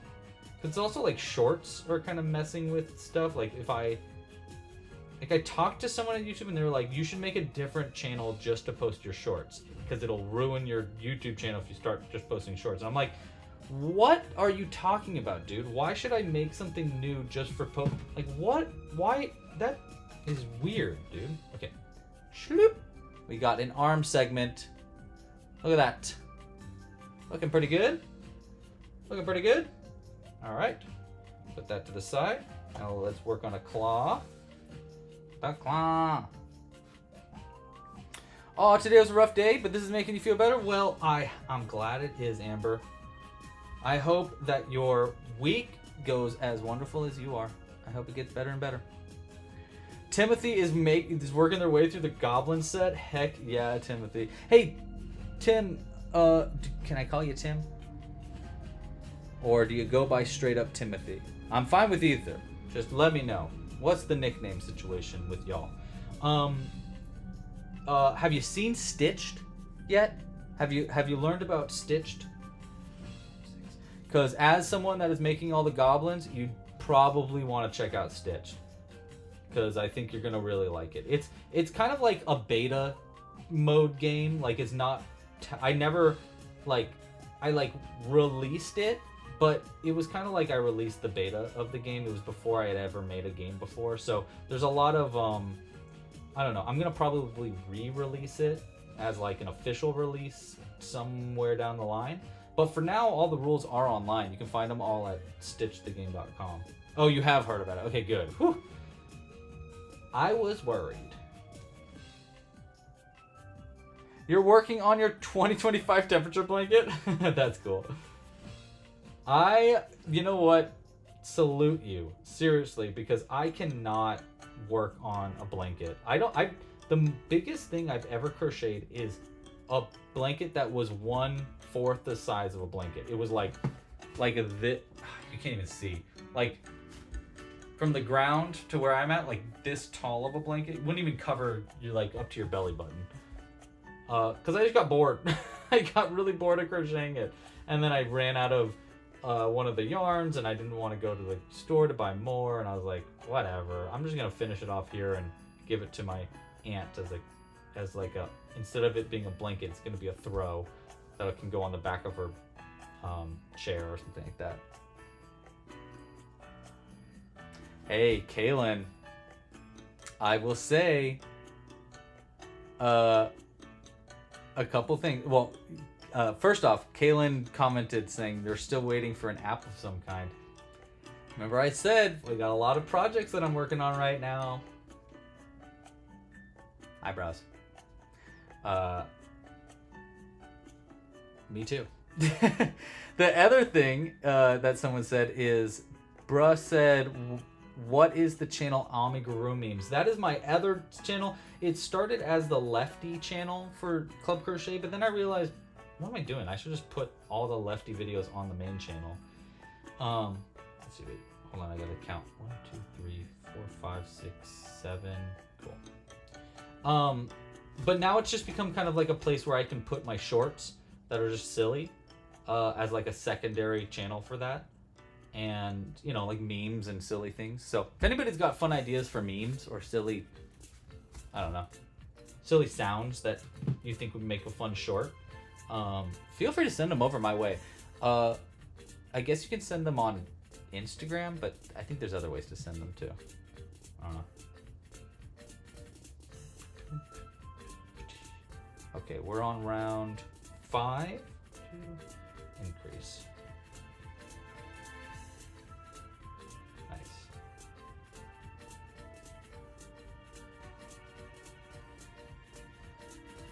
Amber said those eyebrows mean a lot. I need to know more.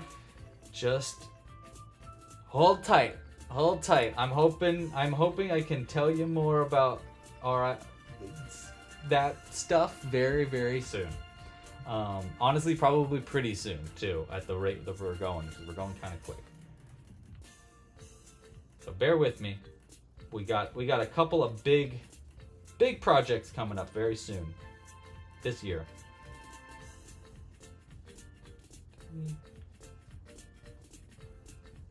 Nice. 5. Well, so you can kind of see how my brain has kind of been split a little bit. I just have so many projects I'm working on. It's like every one of them I'm really, really excited about. So it's really hard to choose what to work on in a certain day. So I have a list right now.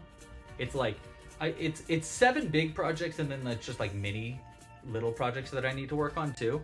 And so what I do every day is I choose, I roll a dice. an 8-sided dice, and I say like, okay, here's the to-do for this project, here's the to-do for that one. You know, some are like, I have to finish those to-dos by a certain date because it's like, there's like timelines for some of these projects. But most of them, it's just like kind of work on each one when you have the motivation for it. So what I've been doing is I'll roll a dice, and that'll help me determine which project I need to work on next. And then I'll finish that to do for that project, and I'll roll the dice again. And I'll do that over and over and over again until my night is up and it is 4 in the morning and I need to go to bed. And that is my day every day. And it's been kind of exhausting, but also really rewarding. And I'm very excited about all the things that we're working on. And I can't wait to tell you all about them. But for now, I will do my best to be cryptic. 2, 3, and then a decrease. But if you like what's going on here and you think some of these ideas or whatever he's working on sounds pretty cool, please consider supporting this channel by purchasing a membership, purchasing the kits and merch in the store, telling your friend about Lava Run. Seriously, tell your friends about Lava Run. Everybody tell your friends about Lava Run, because I need to sell more Lava Run games. I bought too many games. I didn't buy too many games. I just don't know how to sell board games. I'm a crocheter.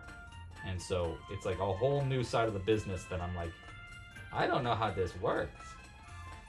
I'm going next month, by the way. Hey, if anybody is for some reason going to this, I'm going to be going to Gamma, which is an event in Kentucky. I'll be in Kentucky from March 1st to the 5th. It's a big game convention that's specifically for people that design games and for publishers and distribution centers and manufacturers all to meet each other so that you can kind of, like the idea is so you can sort of make a, like connections for your game, you know, so like to help sell games or get into stores and things like that. So I signed up for that. I'm going to that next month. So if anybody's in Kentucky, specifically in Louisville, Kentucky, hit me up. You want to hang out for like half a second? I'll be at this convention. I'm not going to be having a booth or anything. I'll just be wandering the convention and the convention floor and probably all around Louisville in general, because I've never been to Louisville. And I'm pretty sure I get a discount everywhere there. Is that right? If your name is Louis and you go to Louisville, do you get a 50% discount everywhere? I'll tell you what, I guarantee you I'm going to ask. I'm going to ask everyone. I'm going to be like, hey, my name's Louis. Do I get a discount? I'll tell you. I'll let you know if anybody gives me a discount. For some reason, I feel like someone might. But we'll see. All right, Raven. Raven's going to bed. Thanks for joining. This video will be up afterwards, by the way, so if you want to rewatch, mark down your time code, and I will upload this right after the stream is over. 1, 2, 3, 4, 5, 6. We're good. We've got our claw inside section basically done. We just need to stuff it and sew it closed, and then we'll work on the other claw. Claw outside. Oh, dude! Yes! Oh my gosh, Kaylin, you rock. Can you have the Goblin Witch or the Crab? Okay, well, first off, Kaylin, thank you so much for the support. Like, ultra, mega, super appreciate it. Dude, you've been so supportive in general, and I just want you to know personally, like, seriously, Kaylin, I really, really appreciate all your help and you being here. And it's fun to hear about, like, your life and the kids and stuff, and I don't know. Thanks for being here, and obviously thank you for the support. Let's get a crab out there for you.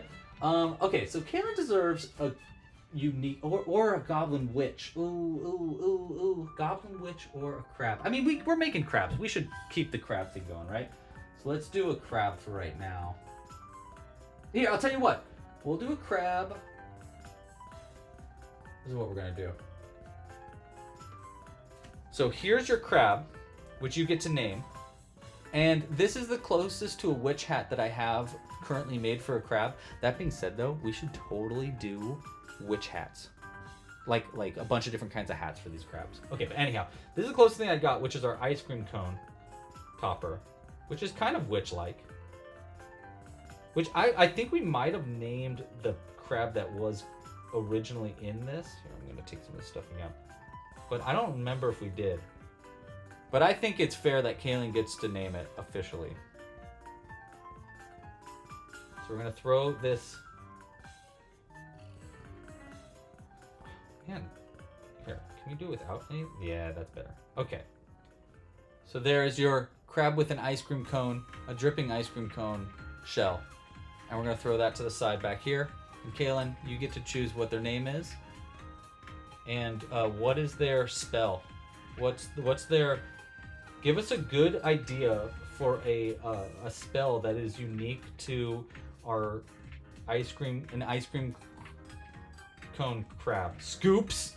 That's a great name. Scoops is the perfect name for that crab. Okay, so Scoops is their name. Are they a witch? Or are they just a crab with an ice cream cone on it? You get to come up with this lore. Are you human? Asks Rosina. I do be human. Ready? We're gonna pull that closed. There we go. Oh my gosh, I did a call the other day. Ice magic, but it tastes like vanilla. I love it. Yes.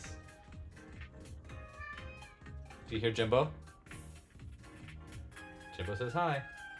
I was on a call the other day with like a solicitor that was trying to sell us something.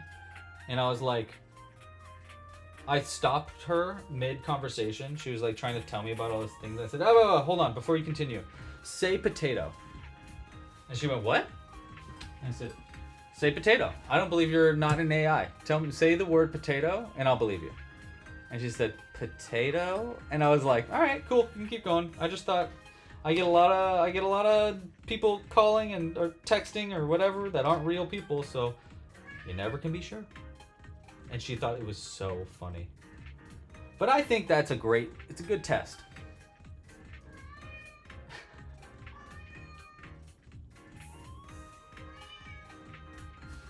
Okay, hold on. Jimbo wants to say hi.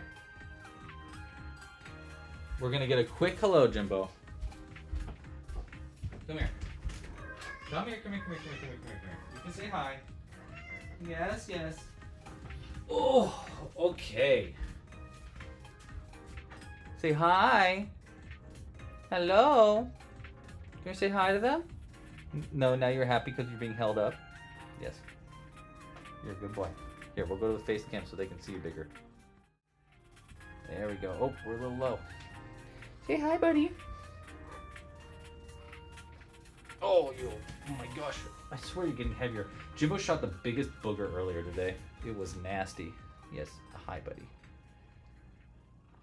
You're very sweet. Oh my gosh, he's purring so loud right now. The microphone's not good, so you can't hear him purring, but he is just... Oh, he's so sweet. He just loves this. He just wants to be held all the time. Thank you. Yes, thank you.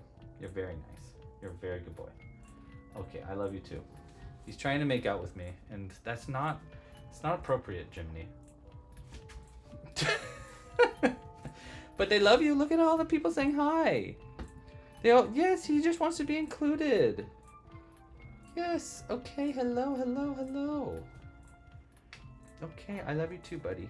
But we gotta work. We're crocheting right now. Okay, so we're gonna come back to this. We'll come hang out later. Yeah. Be free.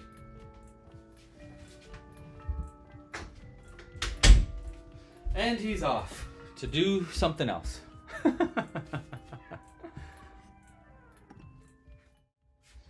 All right, back to it.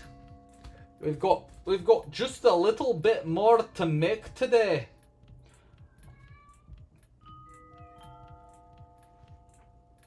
I'm a cat boy. 1, 2, 3.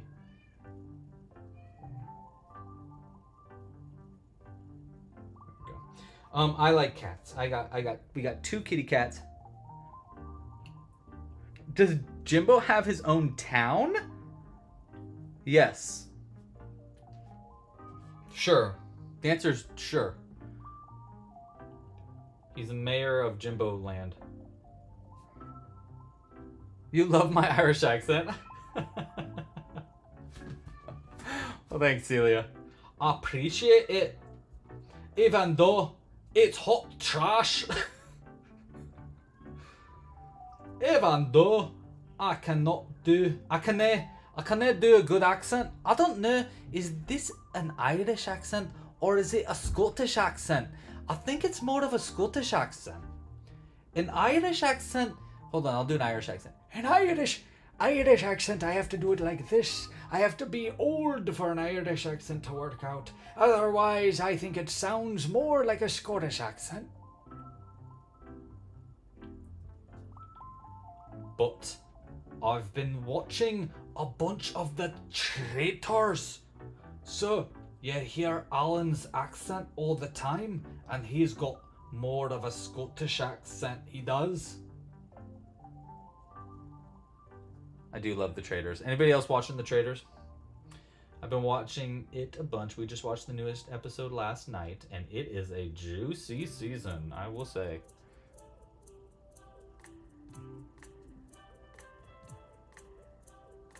Yeah, I don't know. I'm no expert on accents, to be fair.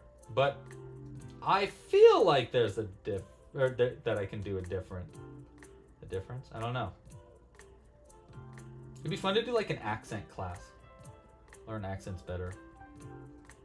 When I was a kid, I did a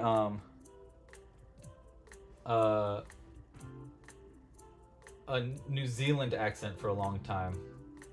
And I got stuck doing a New Zealand accent. And my trick to getting into a New Zealand accent was you count to 10 with an accent, and then you have the New Zealand accent. You go 1, 2, 3, 4, 5, 6, 7, 8, 9, 10, and then you have a little New Zealand accent you do. You just have to talk kind of really quick and tiny. Everything's a little nicely with a New Zealand accent. Was I a theater kid? No, but everybody thinks I was. Jules always thinks I was an actor that never acted. I would have liked to be probably. I had a lot of theater kid friends, like a lot of theater kid friends. So maybe it just rubbed off. I don't know. But I was not a theater kid. I was a I don't like academics, but I'm good at school kid. I was good at school. Like I could get good grades pretty easily. But I didn't really like going to school. So I got pretty much B's and C's. I got A's. You know, I never got below a C. I had a 3.0. So I didn't do that bad in school. But I did spend a lot of time in school like crocheting in the back of class and playing video games and hanging out with friends and drawing. Oh my gosh, I drew. I was an art. That's what I was. I was not a theater kid. I was an art kid. I did a lot of art stuff. 1, 2, 3, 8. But I didn't do any art like officially. I didn't have any really art classes. It was always oh, did I mess this round up? I actually think I messed up this claw slightly. I missed a round of single crochets. Whatever. I don't think it'll matter. I agree. Landscape mode is so much easier to see. I totally agree. If you're currently watching in portrait mode, I highly suggest you change to landscape mode, especially if you're watching it like even if you're watching on your phone. 1, 2, 3, 4, 5, 6.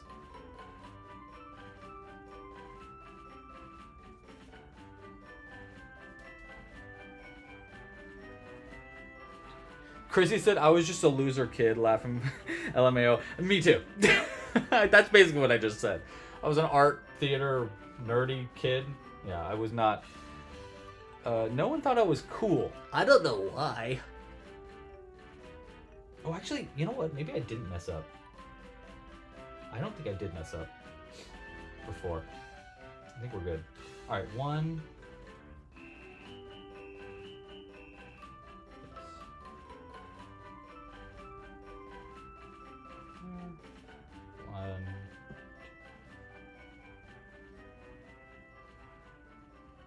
7, 8, 9. Okay. 2, 3. Oh, hey, it was Jules' birthday yesterday. So happy birthday to Jules. And it's her brother's birthday today. So we went to go see an improv show. We got sushi for dinner. It was a really nice night. We had a great time. And this weekend we're gonna go to Little Japan. And we're gonna hang out. And it was a good day. So happy birthday, Jules.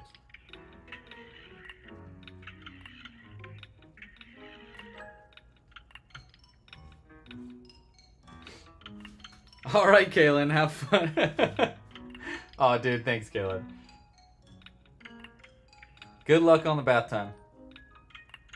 I know, me too. I love sushi. Definitely agree. There's this one sushi place that's in Hollywood that we went to last night that was so good, and it wasn't even that expensive. I mean, it was expensive, but it wasn't that expensive. So it was a good time. Better have a few good friends than a whole bunch of iffy friends, in your opinion. Yeah, I agree with that. It's about quality, not quantity, when it comes to friends. I think that is, like, unquestionable. I think in life in general, I personally think it's about quality, not quantity. Quality of life, quantity of life. I would rather watch a movie that I really, really dug than watch a bunch of movies that were fine. For example. Buffet sushi, that just ends up being a waste of money for me. Because I'm tiny. I'm like a little bird boy.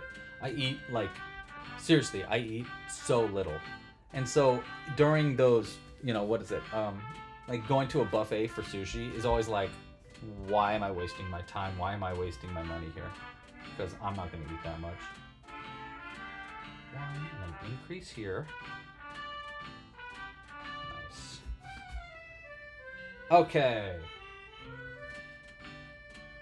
Alright, so here's what we're going to need. And honestly, I'll probably we're going to need to come up with a good vote that'll go live after today's live stream to help us choose what customization we're going to give to our new crab here. So, I love the idea of a trident. I love the idea of a scepter, even though they kind of are the same thing. I need at least two more good ideas that we can write down, that we can throw out for a vote for the rest of the community to vote for. You know? So I'm going to write these down right now so I don't forget. So we got trident, scepter. Oh, robe. Someone said robe. Obviously, we're going to have a crown regardless, so I'm not even going to throw that on the vote here. So we got trident, scepter, robe. If we can come up with one more really good suggestion, maybe mustache. Or maybe we do like all of the above as an option and see what people vote on. I don't know. If anybody come up with any other good ideas for customization for our crab, our what's it called? We're looking for a king crab. Okay, we're making a king. So any ideas to make this more kingly? Let me know. Ship captain? Yeah, we could do that. We could vote on like what it is rather than a king. We could do, instead of doing a king crab, we could do a I don't know, like a pirate captain. But we've done so many pirate captains. I don't know if you knew this, but we've done a lot of them. Okay, we've got 13. Nice.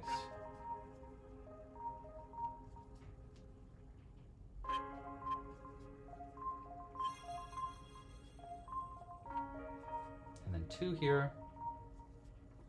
Nice. Okay. That is going to be round 9. Ooh, a necklace. Pearl necklace. I like that. Moss. A hat. A purple robe. I think a purple... If we're going to do a robe, It's got to be a purple robe. I totally agree with that. A throne? An entire throne? I don't know about a throne, dude. That sounds like... That could be a lot. Maybe, though. Maybe.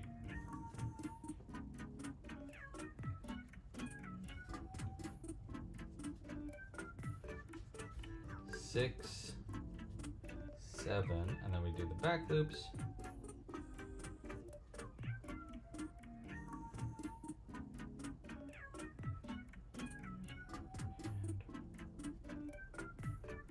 Okay.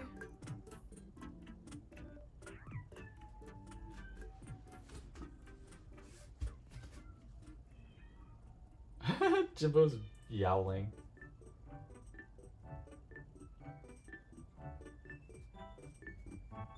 He just wants someone to hang out with. Alright. Okay, so that's going to be the end of that round. We'll come back to this in just a second. I want to see... Oh, we got 82 likes. Hey, guys, we only need 18 more likes. So go like this video. Like this video to get us to 100 likes today. If we get to 100 likes, we will do a giveaway.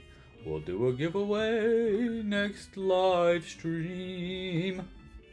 That's a beautiful song that I'm writing right now. Here, I'll go ahead and give it my own like on from my own personal YouTube channel for us to help out. All right. We are on to, I'm on round 12 of the claw outside right now. This round actually is kind of hard.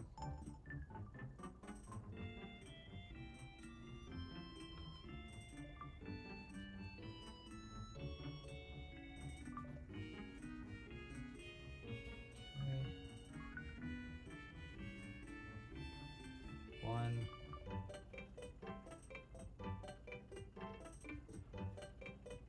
Nice. 4.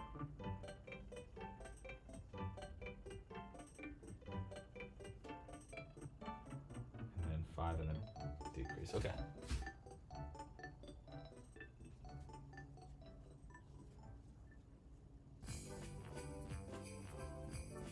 Five and then yeah. Okay, I think we're on count. Then 1. Cool.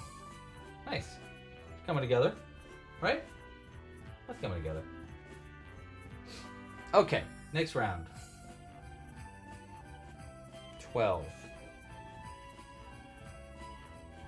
Ooh, a monocle. Oh wait, hold on. Let me write these ones down. Where do it? Here it is. Pearl studded claws.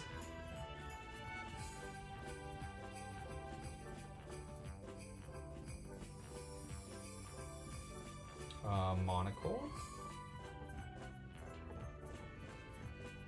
Ring. I like that. Royal ring. That's a fun idea, actually.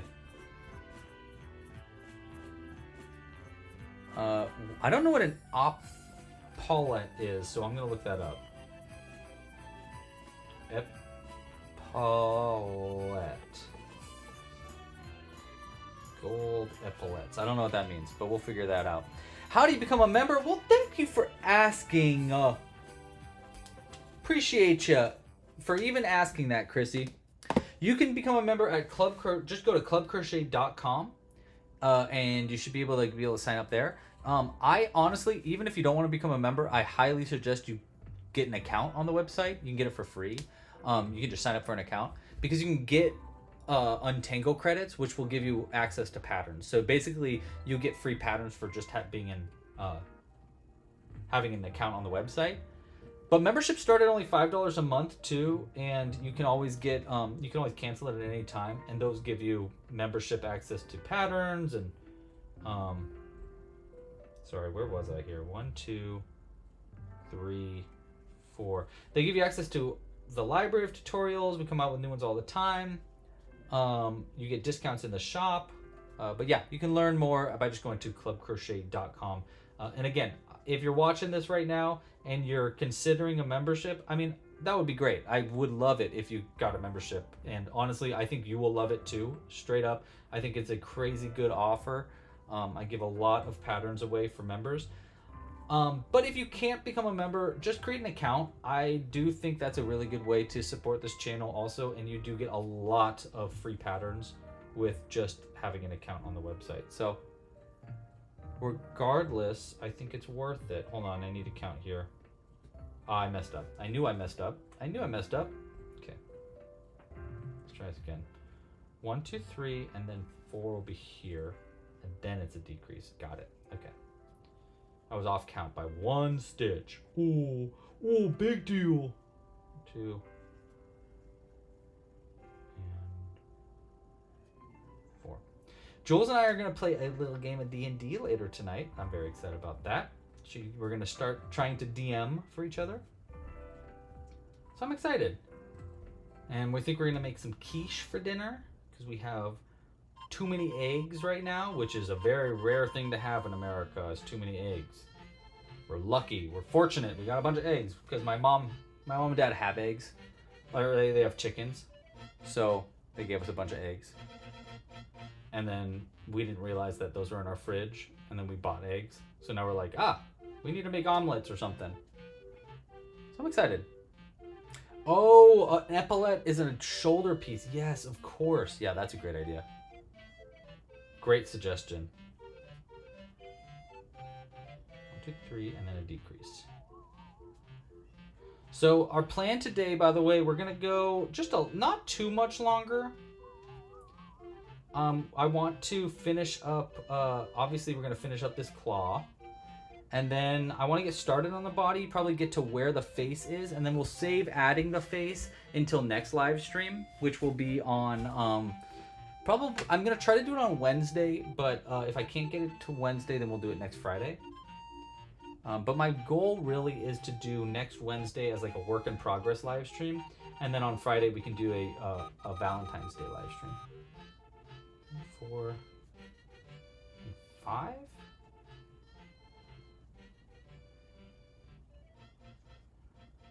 2, 4, and 5. Okay. Sorry, I keep getting out of camera.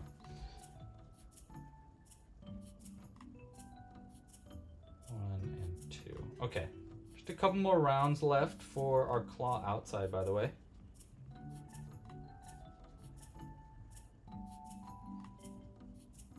Oh, thank you so much, Chrissy. I hope you enjoy the account. Yeah, we're consistently coming out with more and more like things for people to use the website for, especially with the free account. So I think you're gonna enjoy it. I hope you enjoy it.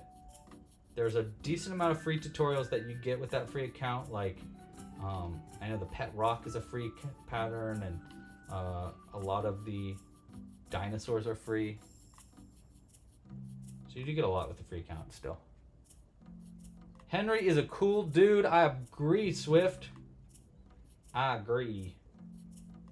All right, last round on our claw outside, and then we can put the claw together and then start working on the body, which really isn't going to be too hard. The body is just like a lot of just single crochets. You're not getting like some complicated design stuff like I'm doing with these claws or with the legs. So it should be kind of easy-ish. And hopefully by the time we're done there, we'll get enough likes to unlock a design along. Again, if we get this video to 100 likes today, or before our next live stream, then during the next live stream, I will do a live design along for a new Amigurumi pattern. So give this video a like down below if you haven't already. Subscribe to the channel, obviously, if you're not already subscribed. And hit the little bell icon so you don't miss when we come out with these live streams.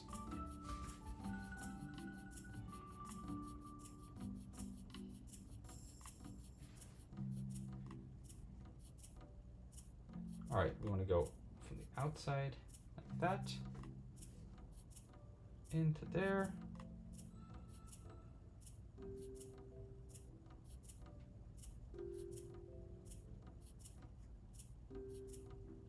Okay. Nice.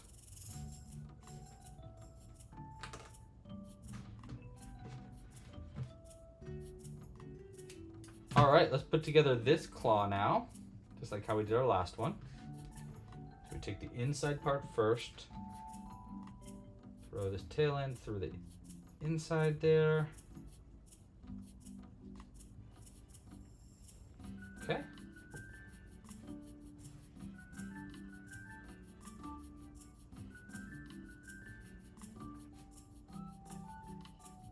Nice. Oh, that one fits really well, actually. And then we want to stuff the claw up a little bit. We're going to start by stuffing up the claw itself. That. And then we'll stuff up the bottom part. Probably use a little bit more stuffing.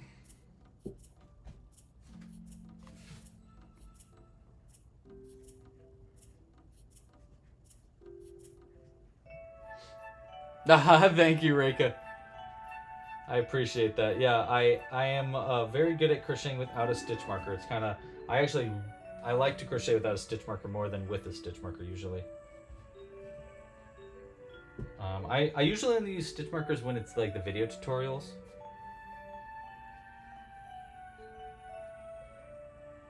Instead, I look for like the signifiers of where a round is and stuff. Okay, this might have been too much stuffing. I don't know. We can always remove some. But let's go ahead and add this last part of the claw. So we take this part, we crunch it like that, and we tuck and twist. Boom. Oh, no, not all the way. There we go. Yeah, I think it was maybe too much stuffing. No, it's in there pretty good. Okay. There it is open, and then we close it. Nice, okay. And then we've got this claw part, and we can twist it. Nice. Okay. We're good. We have got our claws made. Okay, so now we've got both of these claws made. Here, I'll open them up. So we can...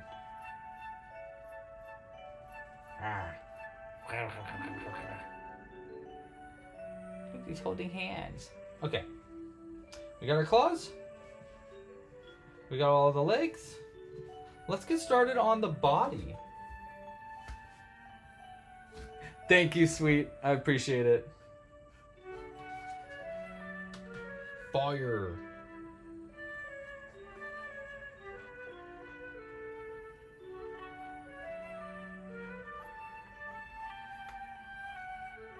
Jules is pretty certain that I have ADHD too. But I keep forgetting every time she brings it up. Keep getting distracted whenever I'm trying to do the test. All right, we have got, I believe, one more round here, or one more part, which is the body. Oops. Okay. I agree, Timothy. Yes, I could also go for some crab right now. Okay. Body. I should really keep track of where I'm at on this part, though. 4, 6. Probably. I probably should keep track of this part. So, we'll try. I'll do my darndest.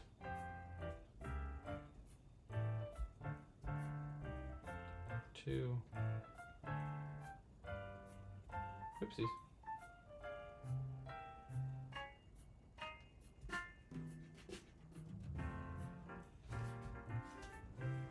All right.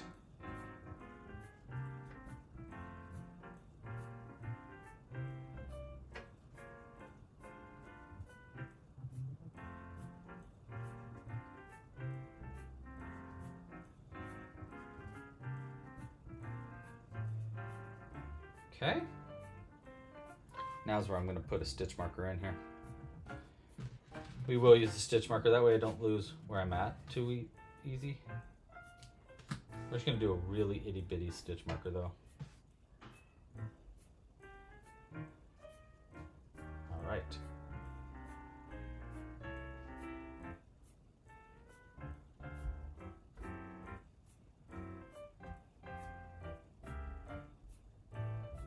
3 increases in a row here. All right. You started using a slip stitch at the start of each row just so you don't lose place.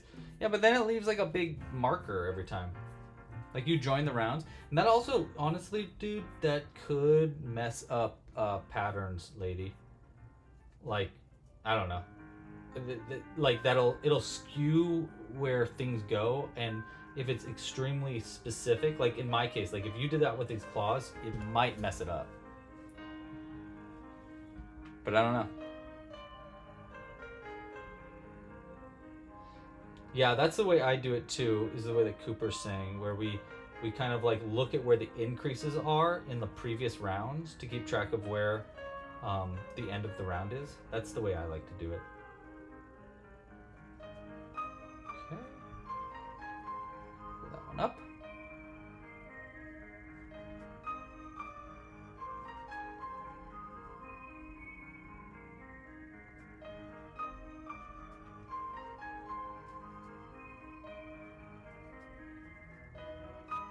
Increase.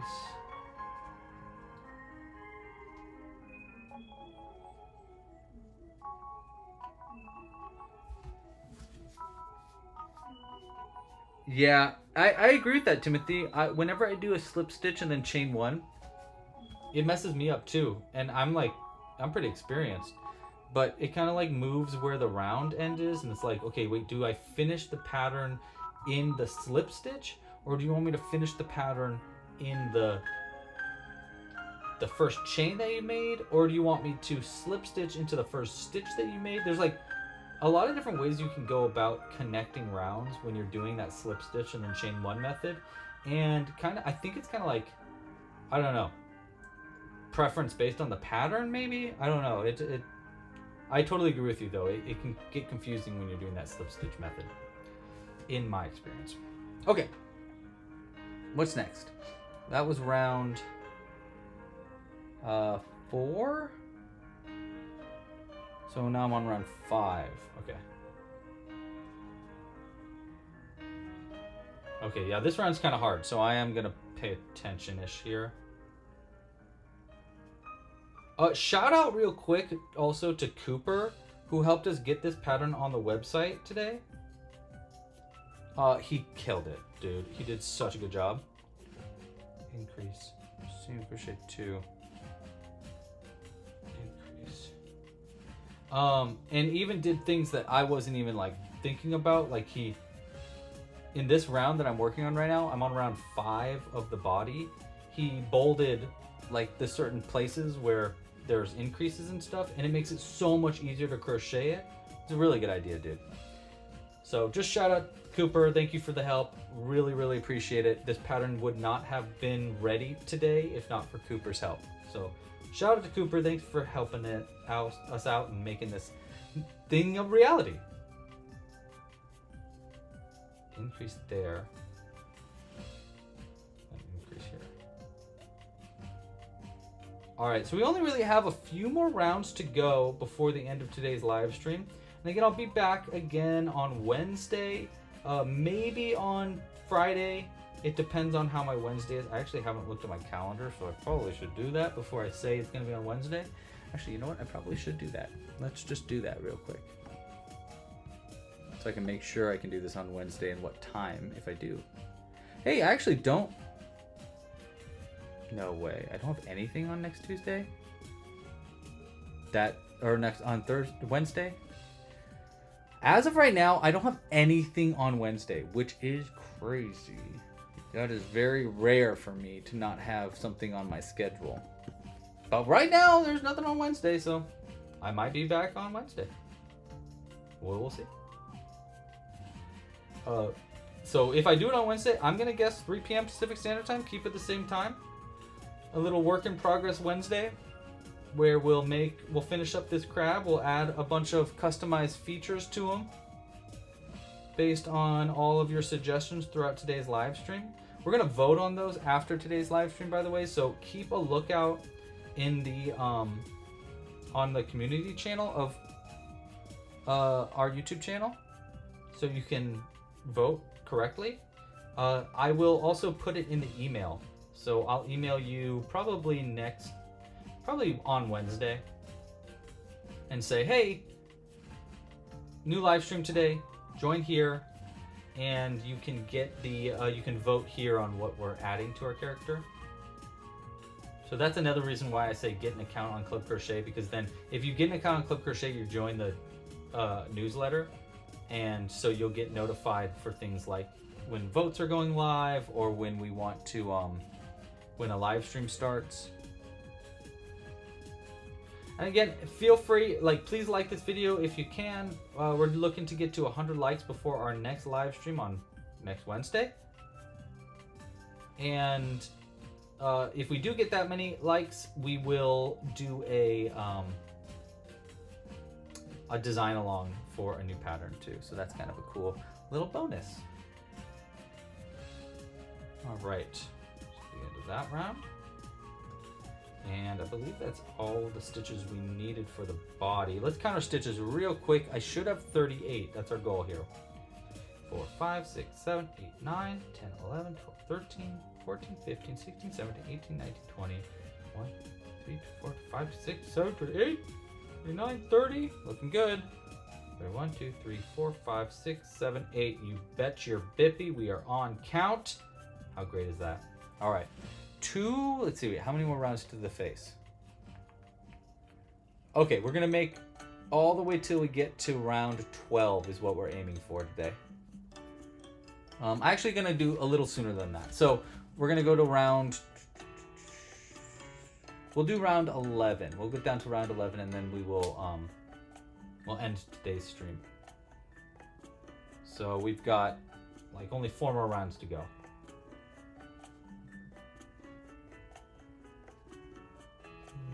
How do I count rows?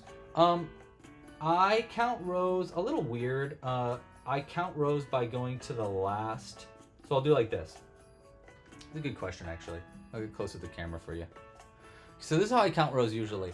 I find where that last stitch is. Sometimes I go down to the very beginning here, and I find this is gonna obviously be round 1, right? And if that's round 1, then I know that round 2 starts right here. See, so you can tell because it kind of the spiral ends and then starts again, and ends and then starts again. So if I can find that, then I can usually find the last stitch in the round because it's right before that spiral continues, and I'll count it up. So I'll just okay, so that's the last stitch in round 1, and if I follow that all the way up, then I know that is the last stitch in the pattern. And right now I have this little stitch marker that's also helping guide me to where that is too. So that's usually how I do it.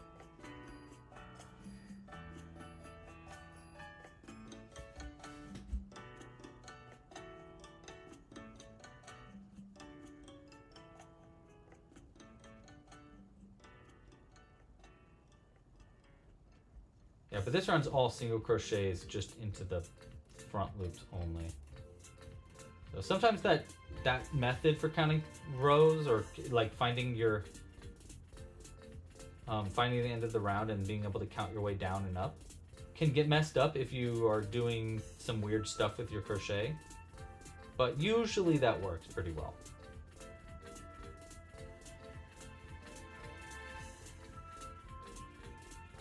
You're very welcome, Chrissy. Thanks for saying thanks. Cooper's out here giving helpful advice in the chat as well. Cooper says, I'm guessing this is for counting rounds. Let me see. Yeah, how to count rows. Cooper said that there's a few different ways that they do it. Either starting from the beginning and counting up, the way that I showed you right there. Starting from a marker or increase that you know which round is and counting up. Yeah, that also totally works. Or Cooper says that they count how many stitches they have, and if it matches up with the pattern, then they know that which round they ended on. Yeah, that also totally works too. If you're like, oh, this has 38 stitches in the end of the round, and this is the round where I should have 38 stitches, so I should be at this point in the pattern. Yeah, that totally works too.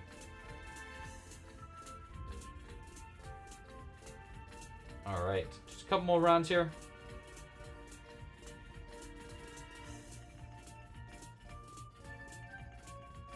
So this round, I'm doing a weird technique. I do this technique honestly, it's getting more and more often that I use it, but it's a way that you make like a really flat top. So I originally created this technique when I made Frankenstein long time ago. And basically the technique is you work into both loops and you work into the back loop that you didn't work in the last round.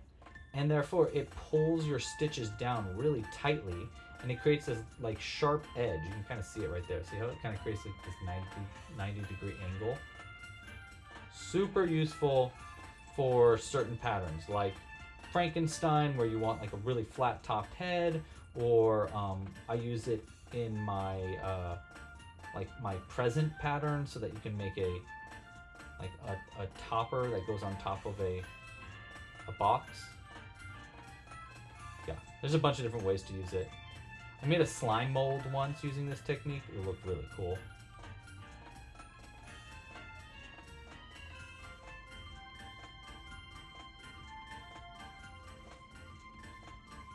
Yeah, cool. Yeah, that's like kind of the whole thing with Club Crochet, by the way, Chrissy, is you say that you're a very visual learner, and that's Club Crochet's whole thing is I wanted to create a safe space for people that learned in different ways. So I try to do my best to create a lot of photo and GIFs during the written instructions of the pattern. Obviously, we try to test out and make sure that the written instructions are as clean and crisp and perfect as possible. But then I also do these video tutorials for every pattern where I'm going through every stitch explaining what I'm doing. I like to think that I do a pretty good job at vocally, like audibly teaching how I'm doing things as well. So that way, if you are an auditory learner, it'll help you out. Yeah, but my goal when I started Club Crochet was I wanted to create a bunch of different learning systems for people, because I know that everybody learns differently, and some people need a little bit more than others or not others, they just need to learn, they just learn in a different way. So I wanted to give that opportunity for everybody so that no one had an excuse for why they can't crochet. Oh, I'm a visual learner. Well, I got you covered, all right, so see how that kind of creates this like nice flat top? That's the idea there. Okay, I'm on round 9 now. We are going to round 11 today, so we only have a couple more rounds to go, and this is actually our last round in our main color, red. I do need to count real quick, so 2, 4, 6, 7,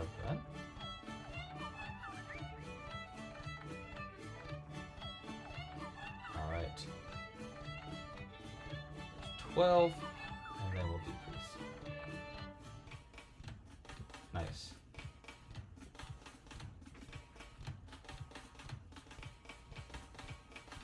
The other cool, the other wild thing about this pattern too is how much yarn it uses.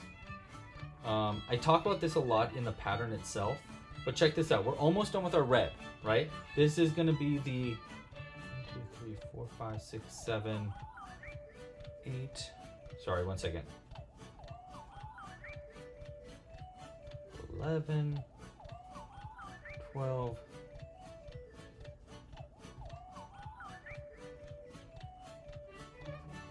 15. There's 16 right there. And a decrease. Okay, so this is going to be the last round with our main color.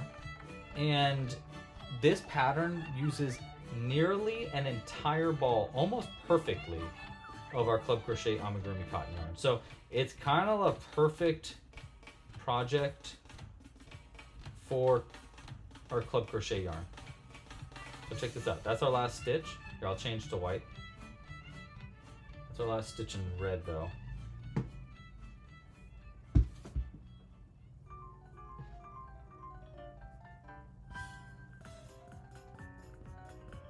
And we're not going to do the perfect stripe method. We don't really need that. I would have done it in the last round if I was going to do it. But I think it looks kind of fine without the perfect stripe anyhow. Like that. Now check this out. This is how much yarn I have left over for red. Look at that. Enough for maybe like maybe like 3 more feet. Like literally like the feet. but not very much. That is a very small amount of yarn left over. It's kind of like a safer yarn chicken. I know it's going to be less than a Club Crochet cotton yarn, but it's close. It is a close call. All right, I'm going to pull this stitch marker out. I don't need any more now that we have our white yarn, because that kind of shows where the end of the round is now. Hey, Morgana! We should make the bottom pink. I like the bottom being white. I think it'll look more kingly. Yes, we're working on that. That was, I actually meant to, that was when I went up to Sacramento, that was the goal, was to create, to get the yarn up for sale so that you could buy it individually. But we just didn't have the time to get to it. So that is definitely a goal though, is to start selling the yarn individually. We don't have that much materials though, so we need to like be careful with what we're selling. But I agree. It'll be up for sale probably pretty soon. I don't know if we're gonna sell it as individual balls. I think we're gonna do like choose your own color bundles. 1, 2. And when we first release it, because we do not have a lot of inventory, what we're gonna do is it's gonna be available for membership level accounts exclusively in the start. So if you have a membership, a pattern membership or a designer membership, whatever you want, you'll be able to buy it. But otherwise, it'll be only exclusive for members to buy the yarn. And again, the only reason we're doing that is because we don't have very much of it left right now, and so like it's, you know, a demand issue. I don't want to sell it all out right away and be like, oh, we need to buy more yarn. So I needed to like, and we needed to test out the system, like make sure it works without it like messing us up. Because there's a big skew like problems. Skew is when you're like dealing with inventory. It's called a skew. It's like how much of a specific product that you have, and we need to make sure that basically people can't buy it if it's already sold out. So we have to be careful with how much we put up for sale. Oh, Caitlin got hit with a migraine. Do we sell to Canada? We do sell to Canada, but it's actually kind of hard to sell to Canada right now because our country is messed up. But we do sell to Canada, and we ship to Canada. It's really expensive right now for shipping costs. So I'm trying to figure out an option there as well. We're looking to work with like a distribution company in Canada to kind of help bring down our shipping costs. But I don't know. The answer is yes, we do. That's really the answer. 1, 2, 3, and a decrease. This is our last round, by the way. We're gonna continue on next week, probably on Wednesday, where we're gonna be making a. We'll be completing this crab, giving it some royal customizations, and then hopefully we'll be back again on Friday as well. But that's going to be the end of this first part. Look at that. So we got like the perfect space now where we're going to be able to add our eyes in. We've got all of our legs made. We got our claws. Look at that. Ain't that looking great? I think it's looking pretty good. Like we have got a lot done today, and I'm glad we made it red. I think that's a lot of fun. So I think next week we'll start by completing the face and the body. We'll sew everything together, and then we'll start customizing it. So we're gonna add a crown and then whatever else we vote on. So maybe a robe, maybe a scepter, maybe a throne. Someone said a throne. So if you have any ideas, feel free to leave it in the comments down below. Don't forget to like this video. We're looking to try to get 100 likes before our next live stream. If we can get to 100 likes, we'll do a new Amigurumi pattern next week. So give this video a like down below. Thank you guys so much for watching, by the way. I really appreciate it. I know like it's a kind of a weird system today, so I don't think we really got shouted out very much to the algorithm. So if you were here and you watched and you liked and you subscribed, blah, blah, blah, thank you for doing so. I think we literally just finished the music too. Wild. Oh my god, we totally did. How cool is that? Perfect timing. Okay, so we're gonna go. I'm gonna finish up by playing some of our friend Finn music. So if you go to the comments right now, you'll find Finn Dunham. That is the person whose music was playing in the beginning and now will be at the end of our video today. Go give him a listen. I think he makes really cool music, and he's letting us use his music, and he's going to start writing new songs for us every week. So we'll talk about that more next week, hopefully, if he has a new song for us. But go give him some love. Tell him we say hi. If you can find him on... he might be on Instagram. I actually don't know if he is on Instagram. I think he just makes music on Spotify and stuff. So, yeah, go give him a listen, though. And I think that's it. You want to see the orange one, Chrissy? Yes, sure. So this is what we're making, by the way. So we'll be finishing this guy up next week. Here, I'll get Finn's music started again. Yeah, nice. I'll turn it up too. Okay. Here we go. There we go. Thank you guys so much again for watching. I'll be live again next week. Pasta la pizza. Happy hooking. Happy pinchin'. And, oh my gosh, stop. You hang up first. No, you hang up first. Alright, guys. See you next week. Bye. Which one is it? It's this one over here. It's which one is it? This one. There it is. Okay. Bye.